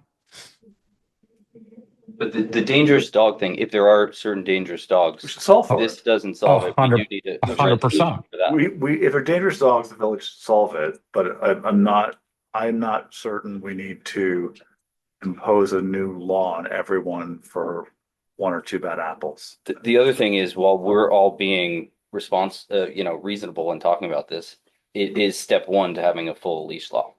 Yeah, that's my for future. That is my big concern, is that it becomes a very slippery slope, and then all of a sudden, one of the great joys of Tuxedo Park is gone. I'm going to break protocol and have my chief of staff, who has never commented publicly on anything, take the mic on this one. Just think you're putting the burden of proof on the, and as a lawyer, on the resident to determine when she's approached by a threatening dog as to whether the dog is dangerous. And I don't think that's fair. I believe that it is the responsibility that a resident walking should feel comfortable. And I know that dogs get away and things happen, but this allows the police to get involved. It sets a threshold to allow for an investigation. And otherwise, you're asking people like Lucy Yang to just evaluate for herself and having a level of fear when she's approached by a dog. Is this a safe dog? Isn't this a safe dog? And I think there should be some protocol in place. Thank you. Yeah, I think if we're talking about, the way it is here to live and let dogs, it also is, the rights of the people to feel comfortable taking a walk. 100%. And, so I think that's important to keep in mind. I listen, I think it's a very valid point. I think almost any dog that approached me, I'm comfortable dealing with dogs, and I understand that not everyone is, right? And so we do need to respect that. And Sheila, I think you make a good point. Again, So I what don't know. happens though? Yeah, What happens? well, that's the question that I keep asking, which is what happens. So it allows the police to get involved, right? It allows them, Sheila, you said, to launch an investigation. Then what? Well, I would assume that the police would corral the dog, and if the dog has got, I don't know how many dogs have collars and actually have dog licenses from the town. Dog license from the town? Oh, yes, a dog license from the I didn't know that town. was a- Yes. Okay. Oh, is this something you guys didn't know about? No. Every dog is supposed to be licensed by the town, which issues dog licenses. But How about cats? Cats, no, not cats, not pigs, not any other type of pet. But there is a licensing bureau in the town. But be that as it may, it's a question of the dog bill of rights versus a human bill of rights. And I think to the most limited extent, I agree with Trustee Shera, we have to side with a person's right to be free from fear, acknowledging that not everybody loves dogs, and that there is a certain amount of responsibility an owner has to make sure that its dog, when you go for your walk or the dog is going off the property, that you're in attendance. You don't have to be right there. And to say that this means we're going to have a leash law, I mean, that's just, from in all due respect, that's just fear mongering. There's no reason to believe we're going to go from this proposal to a law that requires dogs to be leashed by and walked by their owners. But so, okay, let's play it out. Today, Lucy Yang is walking, an aggressive dog comes up to her. She gets nervous. She calls the police. They come, the situation gets resolved. She decides not to pursue anything. Post this law being passed, the same thing happens because the dangerous dog owner is irresponsible and not controlling a dangerous dog in any case. So the dog's still out. Lucy's still walking. The dog comes up to Lucy. She calls the police. The exact same thing happens. So I'm not really understanding the difference. If Lucy were to press charges or whatever it's called the first time, the same outcome would happen pre and post this law, I think. I'm sorry, it's a come back up, but, the people I talked to, their position is cell service is not good in the village. They can't always call the police. They want to mitigate the damage by hopefully setting a standard so that people will consider, restraining, being in the presence of their dogs. And if it helps in any minimal way, it's an advantage. I mean, right now, I don't think, because there is no rules, the police are not allowed to pick up a dog. So if you've got a dog that you feel jeopardized by, or the dog is in danger because it's racing around across the road, the police aren't allowed to pick them up. That's I correct. think this gives you authorization. I'm not sure about No, that. the police do pick, like Yeah. when my dogs run I'm not away, I sure call the about police that. immediately Yeah. and I describe the dogs But and they, you're an owner asking for an action versus an unattended dog doing its So there's thing. an unruly dog, the police can pick up the dog. I mean, This is more than since this has become a free discussion. This is more than just my being in fear. I'm not afraid of many dogs. You love your dog. I don't love your dog. I'll put up with your dog. If you come to the house and we talk about your dog coming, that's great. One of my first experiences in the village, when somebody's dog decided to follow me and my wife as we were walking, we got harassed by people because we weren't keeping our dog out of the road when they were trying to drive by in a car. And then we got harassed by the dog owner saying, what the hell are you doing with my dog? Responsible dog owners are responsible for their dogs. We don't let our children wander around the village. And we don't let our toddlers, and dogs are toddlers. We have laws that say you can't let your dog go swimming. A fact. Dogs running by themselves regularly go swimming. It's what they do. I get it, the dogs.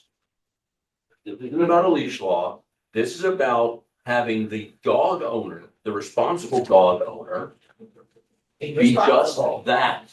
Don't make me your dog sitter.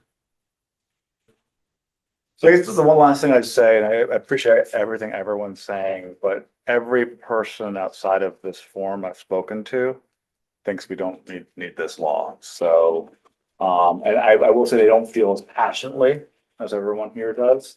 I don't let my dog run free. I'm with my dog 99% of the time, but occasionally I let my dog go out to the bathroom and he runs up the hill after a bird. If we have this, are we gonna have to, are we have to register each pet in the village too, or? I'm not asking you to do that. Okay. I mean, this is not under discussion. I mean, this is a proposal. The proposal, I'm not planning on enlarging it in any way or proposing it. I can't do it myself. Can't issue an edict, so. So it's just kind of taking this first paragraph here and just emphasizing the responsibility of the owner. And But I mean, what about if we had something where if it was multiple complaints about the same dog? then we could add something. Like, 'cause to me, that makes a lot of sense, right? I agree, so that there are now consequences, because to no one's answered Matt's point, which is, what does this law as currently drafted, what does it change? It doesn't really change anything. But I agree, like, if this is a multiple, like, there's gotta be consequences, right? Well, I have an idea. Maybe since Mayor, you and I are on different sides of this, why don't you and I sit together and see if we can craft this in a way that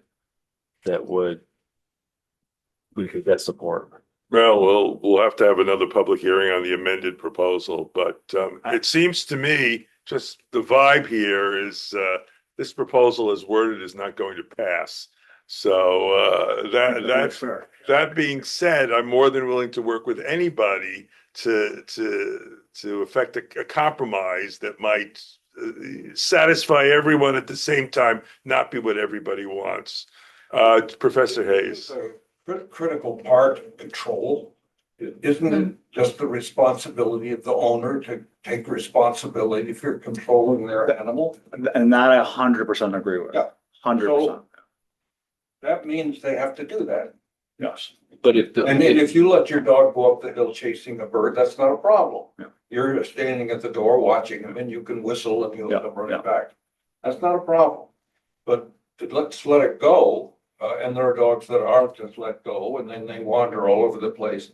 And I think that you're just waiting for a problem to happen. I think a problem probably will happen. And people will be bitten. I don't know how many people have told me their dogs don't bite, but they do. I've been bitten by it. And no, seriously, people have a rather biased view. I don't mean you two, of course. A biased view of their animals. You know, their animals become like children. His dogs are the one They're that kids, bites. they're dogs. All right, So, well, I mean, we just need responsibility, control. I mean, there just has The to, word needs to change to get my support at least, so. all right, well. I would suggest, I think it's a great idea, Mayor, for you and Chad to get together. I would suggest maybe asking Jared or whoever else for other precedent, village laws that have been written. I'm sure other people have wrestled with this issue. And maybe they got there as leashes, which I'm not supportive of, but. Okay, well, it's getting late, so this will be tabled and it will be redrafted with as many people who wish to help redrafting it for a compromise that hopefully can be Can I passed. just say one last thing? Yeah. I have to commend you for your diligence Yeah. on this. could we also, is there anything we can do? I'm like a in the dog with meantime? a bone. That's what I am. Is there anything we can do in the meantime with the Yeah, the could we dogs solve that actual are problems? potentially Like, dangerous? Yeah. No, because we have to actually have statutory authority for people to be essentially mandated to control their dangerous dogs, and we really don't have that. I'm not quite sure if there's anything in the code with respect to dangerous dogs. We'll look. There are some rules about what dogs are allowed to leave your property in the current. What dogs? I mean, there is a dangerous dogs defined term, so I don't, maybe we just, I think the current code, this section, Right. basically says, if you have a nice dog, it's okay to let them run around. I don't know if that helps. Well, That's that's beauty in the eye. They hold yeah, okay. You'd never be able to enforce that in a court of law. It's too vague. Or how about we say something, if there's X number of complaints? That when it happens. Well, that we have to write that into the code. So, all right, we're going to table this. I don't want to keep everybody here all night. May I ask a question? Yes. I'm here for the contracts that we have to get approved, and I don't see them under either old. or- Is it new business? It's Yeah. Well, we'll you know, important. Yeah. I added some items. You know, I work on this. I work on this agenda, and I do miss items. So, in terms of the approval, I mean, the recommendations from the engineer came today, right? They did come today. So, yeah. So this was drafted as recently as this morning and this afternoon. So there's always items you have to add. So we'll get to it. There's a bit time. Yeah. Yeah, we understand. We heard that there's a 10-day bid window. We'll take care of that. Okay. So that is being, this proposed amendment to the code is being tabled, and we'll visit it as part of a committee of the whole. Okay, now we move on to new business on page 2.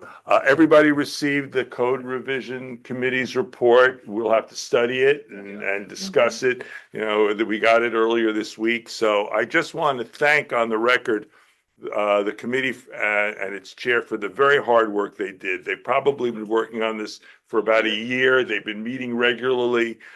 So I would like to thank them in advance and promise them that the Board of Trustees will give this close attention. We'll review it in public and discuss the recommended changes. And we, again, appreciate all the hard work that's been put in by the committee. Can I make a suggestion? Because I thought it was very thoughtful. Could we have them come do a readout to the board and the public on their suggestions? There are a lot of suggestions. like themes, key themes, Key themes, yeah. like what they focus Well, on. I think we can invite the chair Okay. To speak rather than make it a group session. So I am supposed to meet with Professor Hawk next week. I will speak to him about making an appearance at the Board of Trustees. And if he's not interested, then maybe someone else. But we should have, you know, one of the other members can make Right. that. So that's a great suggestion. Okay, my chief of staff reminded me I have to make a motion to add all written reports to the record. Do I have a second? Second. All in favor? Aye. Okay, thank you very much. Next item is John Thompson has been a resident for a while.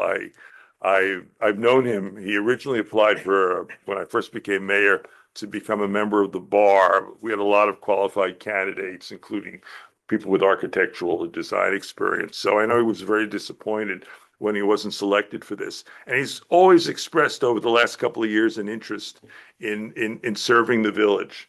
And I had the opportunity to circulate his resume. Everybody saw it. And I would also note for the record that the chair of the planning board, Jay Reichgott, had a chance to speak with him and endorses his nomination based upon conversations he's had with him.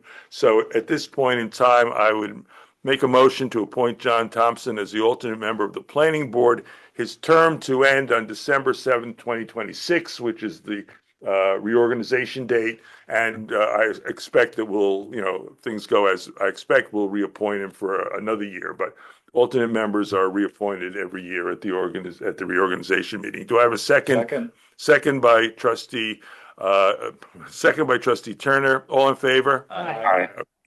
Okay, unanimous. All right.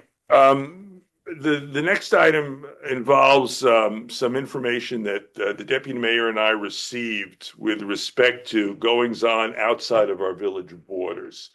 You all know about Tuxedo Reserve. It's our last report is they may have actually gone to contract on 60 or so homes, maybe Up to 80. 80 homes. And one of the issues that came up is there's a whole bunch of trail organizations that seem to be very interested in creating numerous trails throughout the property of Tuxedo Reserve going into the town. And there was some indication that, oh, well, Tuxedo Park has all these old bridle trails. So maybe we can connect to those trails. And you could see the scenario there is that people walking on town property or on Tuxedo Reserve property all of a sudden enter the village. So we have to discuss, and this is in the planning stage in terms of the trails. We don't even have a map yet that we can provide, but Deputy Mayor has been very involved in obtaining information regarding this. So I'm going to turn it over to her to describe what she's learned. And then we have to think about what alternatives are available to us to ensure that the trails never meet and that we don't have people wandering into the village from outside our borders. So as part of the special permit that allowed Tuxedo Reserve to be built, they were told to create walking paths through their property for residents, and that those paths would also be open to all town, meaning us as well, residents. They were not aware of the buffer zone that had been negotiated around the park to kind of prevent people coming in. And so we met with them to show them the maps and to say that no trails could be in the buffer zone. So knowing that they were required by special permit to create trails, the first draft did look at the existing bridle paths and decided, well, we'll just connect. And so we talked with them to say, you know, what's to stop people from continuing on the path? I mean, even if you say that private property or whatever you say at the end of it, that's not to stop people. So now I met with Peter Dolan, who's the head of the New York, New Jersey Trail Conference, and he is the one who's going to be helping to draw up these trails. And he understands now that he has to loop them around so they don't connect. So, but we still have to keep an eye on this. Yeah, the buffer zone has trails in it. It does, but yeah, we have to. I thought it wasn't supposed to. No, they're existing. They're existing. So they- grandfathered in, so to speak. There's three main bridle paths that go, from the park into Tuxedo Reserve. So we're working with them, and we're gonna have regular meetings to see what they come up with. And last Friday, they opened up a new trail in Sterling Forest, and there were maybe 7 different groups there. So there's a lot of groups involved with wanting to do all these trails, mountain biking groups and hiking groups. So Peter Dolan the main thing is that we decided the supervisor and deputy supervisor and I decided that the best thing to do was to bring back our town planner, Bonnie Franson, who was involved with negotiating the special permit. So now Bonnie Franson is going to be the one kind of overseeing all these different efforts. Great. And the town administration is aligned with us on this. Oh, yes. Yeah, very that's much the so. important thing that you should Yes. know. The town supervisor, the deputy supervisor, the council, town council, we're on the same page in terms of protecting the interests of the village. Okay. Yeah. you both Well, for doing and that. also all residential villages like Maplebrook, you have Long Swamp Trail. It starts on Eagle Valley, the section that goes into Sloatsburg, and it ends in Maplebrook. So, there's a lot of concern about that as well. So it's Yeah. we're all on the same page. And thank you for doing that. Of course. Okay, next discussion is water fund arrears and town customer accounts. Oh, The- yes. The water fund arrears from town customers continues to grow. I believe it's approaching six figures. Wow. When we send it to collection, I was told that actually the collections attorneys or the collection company get 60% and we get 40%, which is completely unfair. So Deputy Mayor had a great suggestion.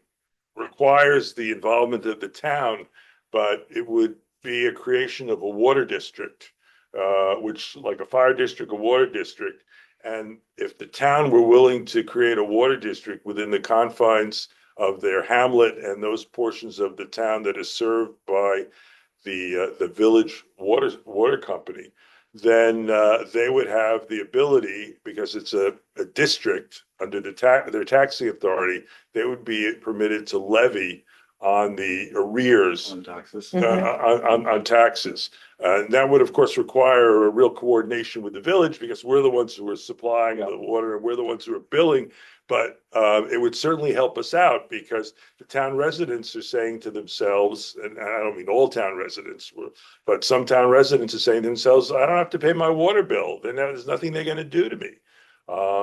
Because cutting off water service to one building, maybe cutting off water service to a paying customer in a two-family house. I mean, it's not as easy as it seems. So it was just, we're just letting you know that we're going to approach the town on this. They may say, no, we're not interested, but it's something we should consider because 6K in arrears is a lot of arrears and it's only getting bigger. Is it? Yeah, is it's, it- K or six? I mean, No, six it's, figures. it's six figures. Yeah. Right now, Sorry. up to 6 months, the arrears is 25,000 and over 6 months is 74. So it's real money. Yeah, it's real money. And is Yeah. it mostly residential or commercial? Yeah. Mostly residential, well, there's, yeah. 'Cause I know There's there's one. one or There's two, one or one or two two commercial commercials. accounts, yeah. Yeah. But there's precedent because like the Woodlands has a sewer district. And it goes, it has to, the sewer rates have to be, they have to have a public hearing in the town. But the town really doesn't have authority, but it holds a public hearing for Is that this the sewer. only way we could get it on the tax roll? Yeah. Right, We have- because we- they can't. And there's no right. concern that, if we do that, that all of a sudden it'll change how we set rates, et cetera. I don't think so. Might be worth talking to.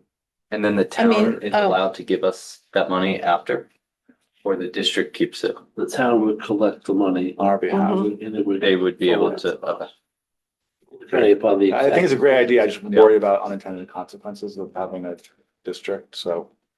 Well, right now we have- Also been discussion, I mean, the DPW is busy, but you could break those houses apart. And there were discussions about the houses that are served by more than one line, putting in a direct line and then dealing with the particular homeowner and turning the water off. Yeah, But that's just simply getting the DPW or someone to go in but you have to get on the property it's to a install. lot of consequence. It's not an And easy, people would know, Yeah, it's- obviously. it's not an easy process.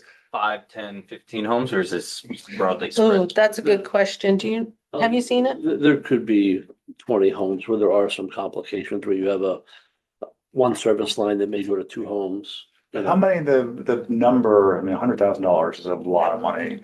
How, is that 10 homes and 2 Yeah, that's- businesses? I don't know how many accounts it is. Yeah, it There's doesn't roughly say. 350 services in the town. I don't know how many. Yeah, I don't think, I don't have the detailed one. I We'd have to can look find at the out. police's Report to see how many accounts it is. Yeah. So step one is seeing if the town is interested. Yeah, if they have any interest in it, they're like, no, we're not interested, then we'll have to look for another solution. But paying 60% to a collection agency Seems seems high. very high. I would, the other way around, you would think, well, okay, a third, 40%, but it seems like the numbers are reversed to what they should be. Okay, let's move on. Last question, shy of a collection agency, couldn't the village just, go to a court to force the debt? Yeah, we could go to town court and we could sue every one of those homeowners in town court, but I don't like that look unless it has to be done. Yeah. I just don't. And then we'd be paying counsel, right? Yeah, that's a fair point, yeah. Okay, not me. All right. So, and the council takes a percentage of the fee, if nothing else, right? But it might be less than 60%. Yeah. Okay, we heard from the police chief on the issue of the new communication system at the South Gate. The cost, as stated by the chief, is $6,573.60. So I would make a motion that we approve the purchase from AVS Technology of the said communication system for the amount of $6,573.60. Do I have a second? Enthusiastically, a second. Second by trustee Turner. All in favor? Aye. Okay. Everybody received a copy of former Mayor McFadden's memorandum with respect to the section of the code that deals with film making. We obviously, that was generated by the discussion regarding Sony Films and Netflix coming into the village and conducting a huge project. They could not comply with the code as written, okay?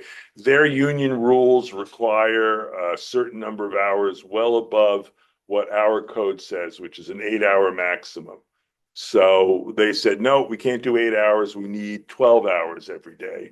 And we don't have the ability to waive that. It's set in the code. And there were other factors, but ultimately they decided they would go to a different location. Now, one can argue that maybe our code needs to be changed. Maybe it's a little restrictive with respect to filmmaking. The former mayor obviously has some interest in this, and he issued a memorandum. You all got copies of the memo? Okay. And my suggestion is that we first have it reviewed by the village attorney, who will then come back to us and give us his evaluation of it, and then we can discuss whether code amendments would be appropriate to perhaps loosen the restriction or not. I mean, or not. You know, we'll just decide how we want to handle it. So we don't really need a motion for this, but I would like your permission to refer this to village attorney for his initial review. Does everybody think that's Sounds like a great idea. Trustee Scherer, are you okay with that? Okay. One other thing, Mayor, not to create more work for them, but I looked quickly in the code revision committee report and they didn't address this. So maybe we asked them if they saw it and thought it was still current, or they just didn't think it was. That's a really good question. Well, I think what we should do, and it can go back to the committee as a second step. I think the first step is to the lawyer, and then the code revision committee can read the memorandum, or it's public now, they can read it anyway, it's published on the Either way, we website. get the same place. But then, once we get an initial review by the attorney, we could say, hey, professor, why don't you guys look at this and tell us what you think? Because Yeah, it's I like that. a series of steps, but the first step is to the lawyer. Okay. They've been very thoughtful.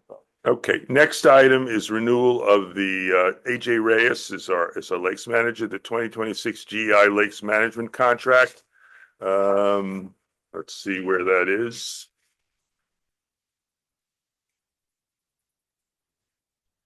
I think it basically So replicated this what we, proposal was made on June 7th. Yeah. By GEI, who's been our lakes manager for some time. Has everybody had a chance to look at it? Have you guys seen it? it basically replicated the contract that we had with them last year. Okay. Anything you'd like to comment about this, trustee Scherer? Your Ballywick? No, I don't Okay. know. Jim Hayes, if you had a chance, was it shared publicly? It was placed on the website, but I don't think a copy was sent directly. No, I didn't see it, but he said it was the same as last year's. Yep, And I think exactly. it probably was just the same as last year's. we Is that did- right, Josh? I mean. that's Yes. my impression. Yeah. But I don't think there was anything in it about the Phragmites or. No, it was a general contract involving water quality monitoring, It's for his plant service. surveys for their surveys. The water reports, exactly. The Phragmites will be something separate, Jim, as will the milfoil. That's okay. Okay. Same as last year. So I would make a motion that we accept the proposal from GEI Consultants for 2026 lake management services as set forth in their letter dated June 7th of 2026. Do I have a second? Second. All in favor? Aye. Aye. Aye, okay. Yeah, we're going to take a short recess for for maybe 5 minutes? And then we'll go back to, then we're gonna talk about. Me too. We're so glad you're We'll here. talk about- Thank you very much. Oh, yeah. Oh, Well, we got okay. more to go. We're just What more do we have? recessing. For Josh to come back. Okay, let's wait for Josh. Yes. All right. We have some additional items added to the agenda based on the fact that they came up today. Jeff has asked for the board's permission to hire a full-time a worker to replace one who quit quite summarily maybe 2 months ago. He's recommended the hiring of a Sean Murphy as a full-time DPW employee. I looked at his Orange County personnel application. He's got a lot of experience with DPW work. I don't see any reason, if Jeff believes he'd be a good employee, why we shouldn't approve him. So I'd make a motion that we approve the hiring of Sean Murphy as a full-time DPW employee. Do I have a second? So moved. Second by trustee Turner. All in favor? Aye. Okay. Jeff also traditionally hires 2 summer help employees to help cutting the grass and all the other stuff that has to be done in the summer. He's got 1 guy. He's looking for a second. So we approved this last year and maybe even the year before. I make a motion that we approve the hiring of 2 full-time summer-only help employees for the DPW. Do I have a second? Second by trustee Turner. All in favor? Aye. Aye, okay. One item that was listed under reports is the renewal of the village liability insurance policy. So let me just say, we just got the renewal and it is a substantial bump up in the premium. We had a Zoom conference today with our broker, Marshall and Sterling. I think we went from like 134 to 152. That's about right. And we said, why such an increase in premium? We don't have a history of losses, that would explain it. He said their Travelers, which is the carrier, wants certain things from us. And interestingly enough, he told us that if we supply these items, which include an employee safety manual, of which he sent us a generic version that we can utilize, firearms training for the police, not once a year, which is what they do now, but 4 times a year. So we got to get the chief involved in that. And finally, the last item is motor vehicle reports. Apparently, the carrier wants employee driving records. They think that's important. Yeah, they want the employees to give the village the authority to be able to find out immediately if one of our employees has an accident, obviously a DWI. Okay, and there is a free program available to municipalities. We were again told by the broker called the Lens program. The broker sent us all this information, and the purpose of that, he said, I have spoken to the carrier and they're willing to reduce the annual premium if we get this stuff done within a reasonable period of time. And reduce it back to the. Well, they didn't make that promise. Okay, that he said, but there will be a reduction if we comply with their requests for these particular items. It's a lot though. For the police, is it the full-time officers only or all of them? The problem is all the officers. And it's going to cost more. It's going to cost money. Yeah, I mean, so we'll have to talk about that with the chief. This conversation just took place today with respect to Marshall and Sterling. We have to draw the chief into this, and we didn't have the time. I wasn't going to do it in the middle of the meeting. So it's something we have to talk about. But the bottom line is we have to maintain coverage. It's not like I can shop for a different broker and a different carrier when the policy expired yesterday. 17th, yeah. 17th, yesterday. But as much as they say it expired, they're holding on. They're not going anywhere. Yeah. So, but I can't bid it out at this point. It's too late to bid out. So we have to, from my perspective, we just have to give them what we can to the extent that we can that is affordable to us, and then ask them to honor their promise to reduce the annual premium closer to what it was last year. And then next year we should bid this out earlier in the process. Yeah, I mean, I think it's time, I've right? heard, It's the same well, insurance. we've had Travelers for a while, but we changed broker. That's a big jump though. I mean, I deal with insurance a lot for work, but Yeah. the only thing I had them, I'll show it to you. I had them give us our loss record. Yeah, for our loss rate, that's what I was asking. No major. If we have no major losses losses, that is a material, so they have a loss ratio they look at, the insurers, the people who are actually underwriting it, and if, it sounds like our loss ratio is probably very I'll low. forward it to you. Yeah, so then it doesn't make sense for them to increase it that much. Yeah. But they have, We should approve it now and then next year go out for bid. okay. So, let's see, let me find it. The proposal, do we have the proposal? Rachel, did you provide me with the insurance proposal? Did not. Okay, all right. Let me pull it up from my phone so we have the precise number. To answer your question, Tuxedo Club gets the water from the main that comes across the causeway. From, Yeah, so the one from- we're talking about.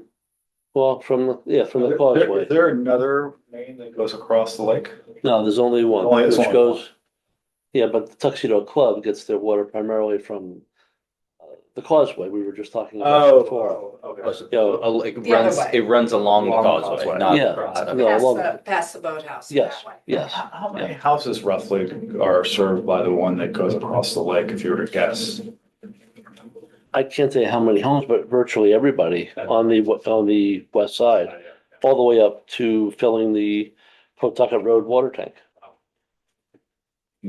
So, there is a line, near the tennis building that does connect, but because of the pressure and the reduction of the size, we can't rely on that line to provide pressure to the west side. Yeah. It's okay. Okay, I'm having a hard time finding this, but it's here somewhere. Because I think John got the proposal. I mean, it's a formal proposal. Do you have it? Yeah, that'd be great. Yeah, I didn't get Yeah. the rate increase. I got everything that. they Yeah, needed. it's a multi-page proposal, colorful, written for the village. Ah, Sounds so odd, that's a huge increase. and well, you would know. Yeah, it's hard to believe. All right, I mean, St. Mary's and we have church insurance and we got whacked, so. So auto insurance has gone up, like that's real, some home insurance has gone up, but this type of insurance is kind of steady. There are many different categories within the policy.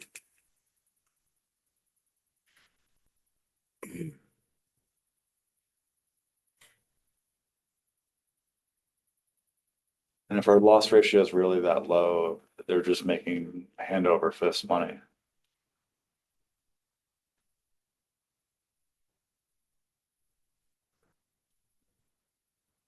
While John gets that, should we approve the other stuff we need to do? Well, I think that's gonna require more than 3 or 4 minutes to approve the capital fund. I mean, let's take it in.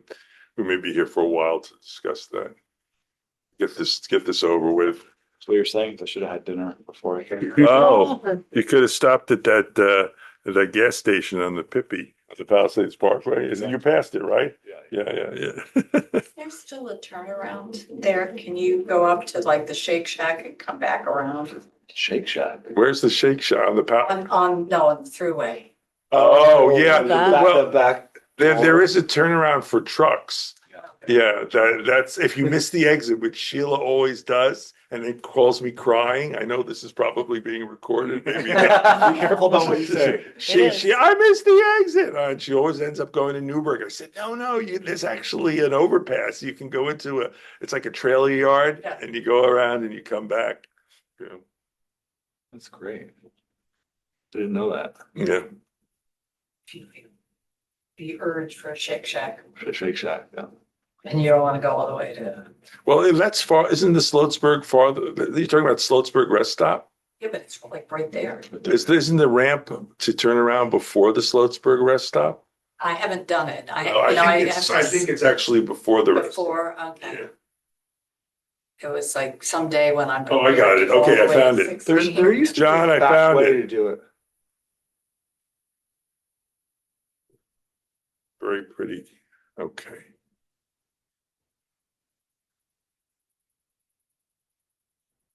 All the coverage. Where's the premium contractors?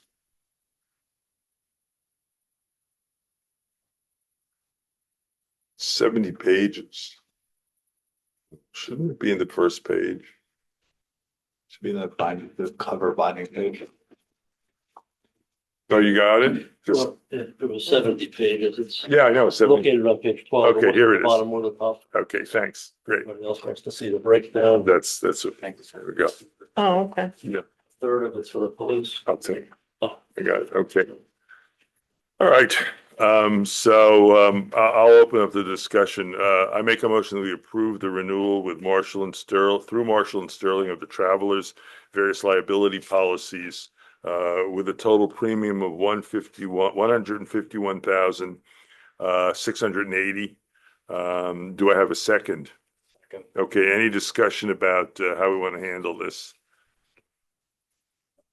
No? Okay. As I said on the record, if we provide some of this information they need, and we get police training if we should decide it's actually worthwhile in terms of the cost, but an employee safety manual we can do, and we can get the driver's records for the employees that will satisfy 2 of the 3 demands, and then try to get them to lower the premium during the course of the policy period.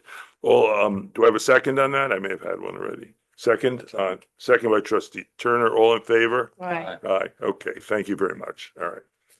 Okay. The last two items are related to each other. We've had a discussion with the village engineer regarding the 3 projects, one of which he recommends that we rebid. And then the 2, one Mountain Road and the Tuxedo Lake. We had got an extensive explanation of the costs involved. Those projects, I note, have been reviewed extensively by the chair of the Capital Planning Committee and the members of the Capital Planning Committee. And now it's time to discuss not only whether we go forward with these projects, but what the funding will be. And So, yeah, I was wondering if you want me to go through, tomorrow, I'll have a much better idea of, structuring. It would be basically $3 million for the 2 water projects. And, we have authorization for, through our bond resolutions for 4.5 million, because we also had anticipated doing some work on the East Village water main. So, we ran debt service projections based on the full amount, the 4.5 million. So our current debt service is 135,000 a year. At when all the 4.5 million are issued, that goes up to 450. But we're only going up. We're not going the full amount. We're only going up 3 million. So just guessing, I'm thinking we'll probably go from 135 to maybe 350, 355, something like that. And do we expect we're gonna draw the last million or so at some point? I think the resolutions are good for 5 years. So, that's a whole nother discussion down the road. They are asbestos, pipes, which is the problem. They're the ones, East Village is the one that goes right from sort of our side where the Tuxedo Historical Society is, under Route 17, under the railroad tracks, and then eventually under the Ramapo River. So that's the really complicated part. I think once you get past the Ramapo River, it's not going to be as expensive. But that's the asbestos part, and it's really bad for the DPW guys to have to go into those tunnels. Yeah. Is there, when the DOT does that whole traffic refigure, would, whatever disruption happens, does it make sense to do it at the same time? That would be a good thing to do, yeah. We could talk to them. I don't know if We it had a really, conversation about they weren't willing to let us use the same work areas. The engineers kind of indicated that we couldn't piggyback on that. yeah, I believe. right. John, do you Seems too recall? easy. I do recall that, but what we're talking about here is actually under the ground, which was nothing to do with the traffic. Right. Oh, they're not touching the ground with the traffic work? They're not digging anything? I'm certain there'll be some Traffic wiring and connections where the traffic light will be. Okay, but But that's probably a couple, that could be 200 feet north of where the bank is, where actually our line. our Oh, it's water line- actually under the historical society. Not the Historical Society. If you approach the Historical Society, there is a culvert in Route 17. Our pipe is in that. Oh, I see, okay. And it goes all the way across. And if you're familiar with the other side where SOS Fuels is, close to their building, there's a large culvert, that same culvert comes out there. Our pipe is in and out of the water in that channel. Can I ask a kind of rudimentary question? So we're doing the lake pipe, the pipe in the town. How much more pipe is gonna need to be done in the park in the next 10 years? Next 10 years, I think we'll just continue chipping away at it. I mean, we do have some bond issues that mature. Let's see if I can find what are. Like there's what year is this? In 2032, we have a water bond that matures. So, instead of saying, and then in 2033, another one matures. So I think in 2032, we just keep, once we get to that level, that we can maintain that level of debt service, we just stay there. Stay there. Got it. Awesome. Is the debt service Right. level based on the interest rate prevailing at the time? Yeah, So- this doesn't, I could dive in and see what the interest rate was. This was issued in 2010, and this one was issued in 2011. Well, I'm talking about the prospective bonding. I mean, I read Mhm. today that the Fed is actually gonna raise interest rates. Oh, I think they'll keep them steady. No, I mean, we That's my want them, projection of we it. want them either to remain steady or be reduced as the. Well, I'm not president sure, Yeah, reduced is probably okay. too optimistic. What do you think, Josh? That hopefully we'll just. I mean, I steady? think the bias is going to be towards raising them based on the strength of the economy. But I mean, here's the reality. It really just doesn't matter. At the end of the day, we have aging infrastructure that we have not done a good job as a community of maintaining. The club has the same issue. We need to bite the bullet. Some of these are actually required, to be done, and some just need to be done. I mean, it's crazy that we have 100-year-old pipe under our lake. So we have the ability to finance these projects. We need to move forward with them. As Michelle said, we need to chip away at them. We got the reserve study done for exactly this reason, so that we can be more disciplined in planning. Yep. I think we all agreed that the one area where the reserve study was really wanting, and I think this year proved it out, was on the repaving of the roads. I think our engine, the guy who put it together thought we needed $1 million and $1.5 million a year. We clearly don't need that much. But there are projects that absolutely need to happen. So I just think we have to bite the bullet. Yeah. And if that means ultimately raising taxes, I think we should have been raising taxes. I don't think, I was part of the last administration. I think we may have lowered taxes or not raised taxes, and we thought that was all a great thing. It's not a great thing. We need to aging be infrastructure, yeah. we need to be investing. Yeah. So Josh, I couldn't agree more. Should we just vote on this now or? Yeah, Yeah, we have to award it. okay. Well, let's start with the bids. By the way, Josh, I've never seen you in glasses. I'm a contact wearer, and so my eyes just get start getting dry. All right. You've got information on the two. Why don't you make the motion? Yeah, okay, I'd to like me? to make a motion. Let me get the other thing is, so while I'm looking for it, our What? debt service will go from 135 with these two projects up to maybe 55,360, okay. And can we But- support that in our current? That's what I was just gonna say. We have 1.5 million in our water And then to account. Josh's point, next year we might have to do something different.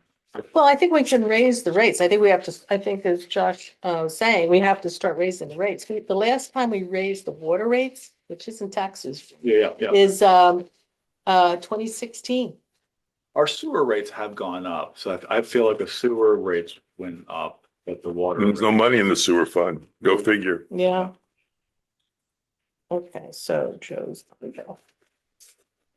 I have one, I think. But so when you, well, maybe this is for Joanne, when you did the whole useful life of all the village assets, do we have like the runoff schedule of when things need to be replaced, or that it's, we're not quite at that level yet? Okay. We've got the reserves that we've done. Yeah. And these, the thought was to focus on these products, get them going, get them approved. And then we need to sit down, have a. Tuxedo Lake for some reason. About the study. Yeah, I had the hard copy of the Tuxedo Lake somewhere. Basically, the conclusion was that we need about $24 million. Hopefully help you with that. capital What? improvement. Looking for Here it is. the Here's, amount. here's Tuxedo Lake. Rather than kind of I got that one. everybody with impossible number, Oh. to focus on. Because Most dire things. the dire. And then thing if you have Mountain Road. I did not print out. the I engineering, didn't realize Mountain Road was also thin. I only printed out Oh, one. wait, here, I think What I are the got it. squeaky wheels? And these were the Come on, most, open up. most squeaky, but we really do need to frame it, work ourselves to Yeah, I frame have it the number. to you. I have the so name of that the you can, company. Go through and look at the reserves. Does that work? Yeah. That's what I have. I've got Mountain Road, The thought was, let's- 1.419 these guys across. the 284 valley. with Regal Utility Services of New Jersey. And Josh can speak to this. The reserve study is very. $1,419,284, Regal Utility Services, Inc. Well, this is my comment, but I can certainly. We- get we- you one. yeah, of New Jersey. But Tuxedo we Water will Main, sit down J. and have Fletcher a Creamer, Mhm, that one I have. 1,882,600. John, you've got them, right? Reserve study. Yeah. You could, You recirculate them with all of us? Yeah, yeah. I think we all have it except for. And then I guess, Michelle, my one question is, so when you're doing the whole capital planning, and I know we have a bunch of reserves in the general fund, not as much in the water. No. We have more we have 1.5 million. The water's got a reserves. lot. Still, The sewer's got very The little. sewer and how much is doesn't, in the general fund? about I haven't, because we paid for the dam. Cause, Okay.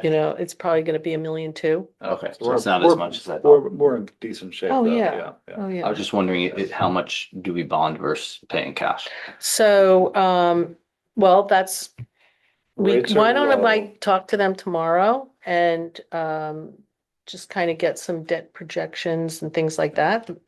And Based long- on 3 million, I could have them base it on 2.5 million Right. and, take I wouldn't want to take 500, more than 500 out of reserves, just because you never You know. never know. And also, if you look at just historical interest rates, we are still at a very low high, so. Mhm. All right, you want me to make the motion then? Sure. I've got the Go numbers. ahead. Okay. All right. Be it resolved that the Board of Trustees accept the bid of Regal Utility Services of New Jersey for the Mountain Road project in the amount of $1,419,284. Do I have a second? I'll second. Second by the Deputy Mayor. All in favor? Aye. Aye. Okay, passes unanimously.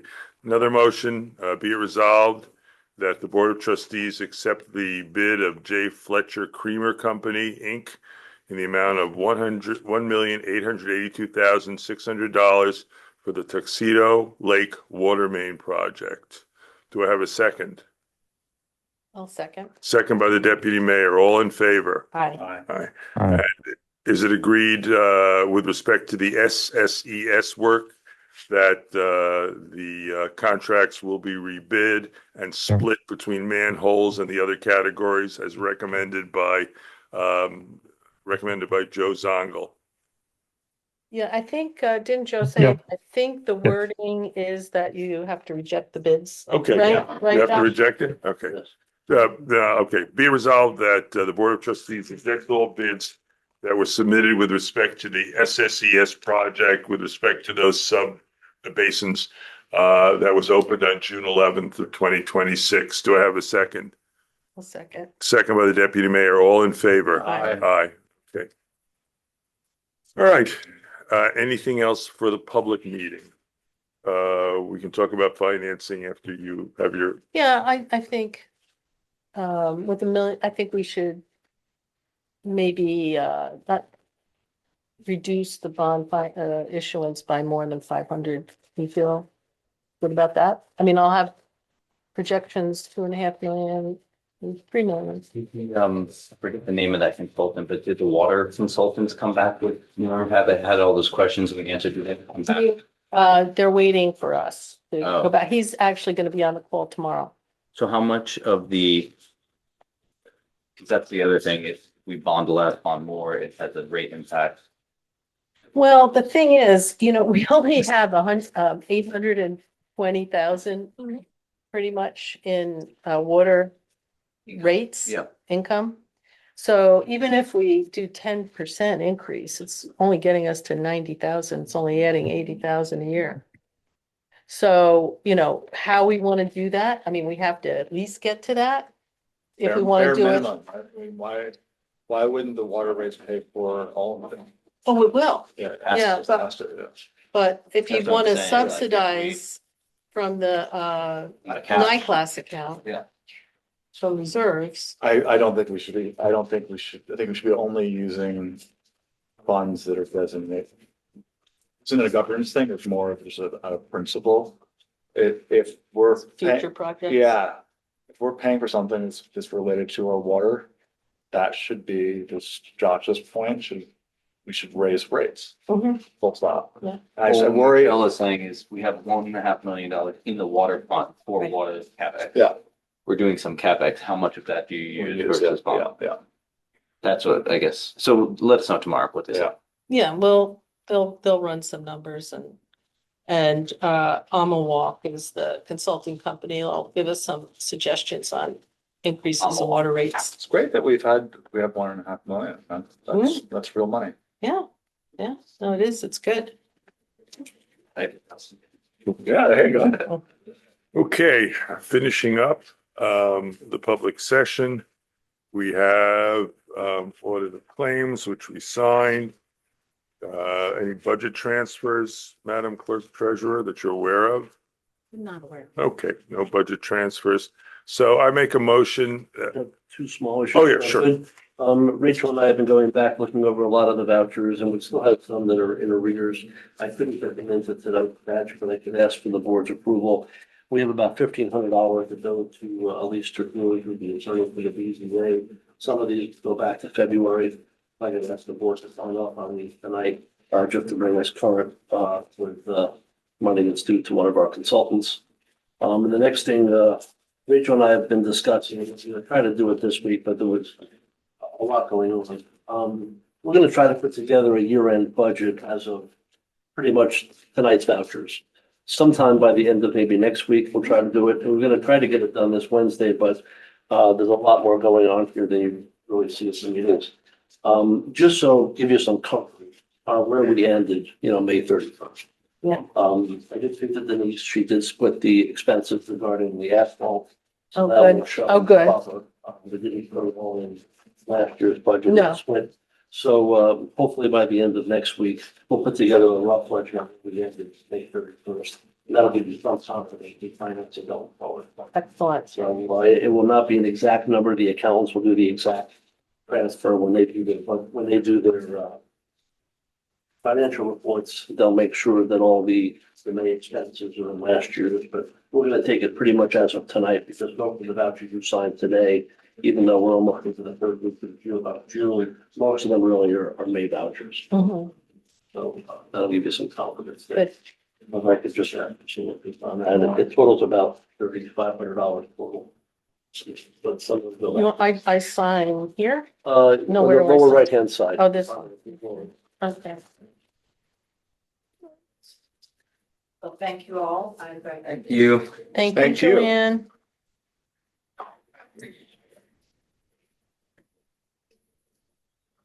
stuff it out to the end.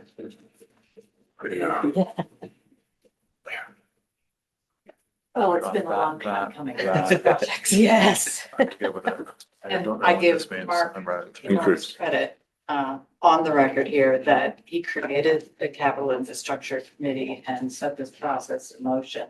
And now with the reserve studies, I think we have a good sense of the various things that the village needs. It's actually amazing. We all owe you a huge It's, thank you. You know. Oh, you want Over you need meeting three. every 2 weeks with the engineers and the committee, and Michelle and Josh have been critical to that, as well as Gardner and Birmingham. So it's it was a very good idea, and I think it's enabled the village to really be conscious about how it wants to approach its infrastructure. Yeah. And thank you for all your hard work. Thank you. Yes. You guys did the heavy lifting. And you're Thanks, not John. done yet, anyway. Did you hear that? You're not done. We want to get this done. And Yeah, they'll do there's it other before stuff the to study. do, yeah, okay. All right. I would, we actually have public comment. Any members of the public still online who'd want to make comments or in the room? Seeing none, any trustees wish to make any comments about any subject at all? Anybody? Anyone? No? Okay. I make a motion, we move into executive session for the purpose of discussing applications for relief from water bills. Do I have a second? Second. Second, okay. To executive session we go. You guys might want to just look at this. These are the bonds maturing Maturing 2031, and I just underlined the water portion of that bond issue. So it's in total, the two of them are $2 million. Oh, yeah. Back on the record. Nobody else here. Okay, that's all right. The record should reflect we're out of executive session. There's one resolution.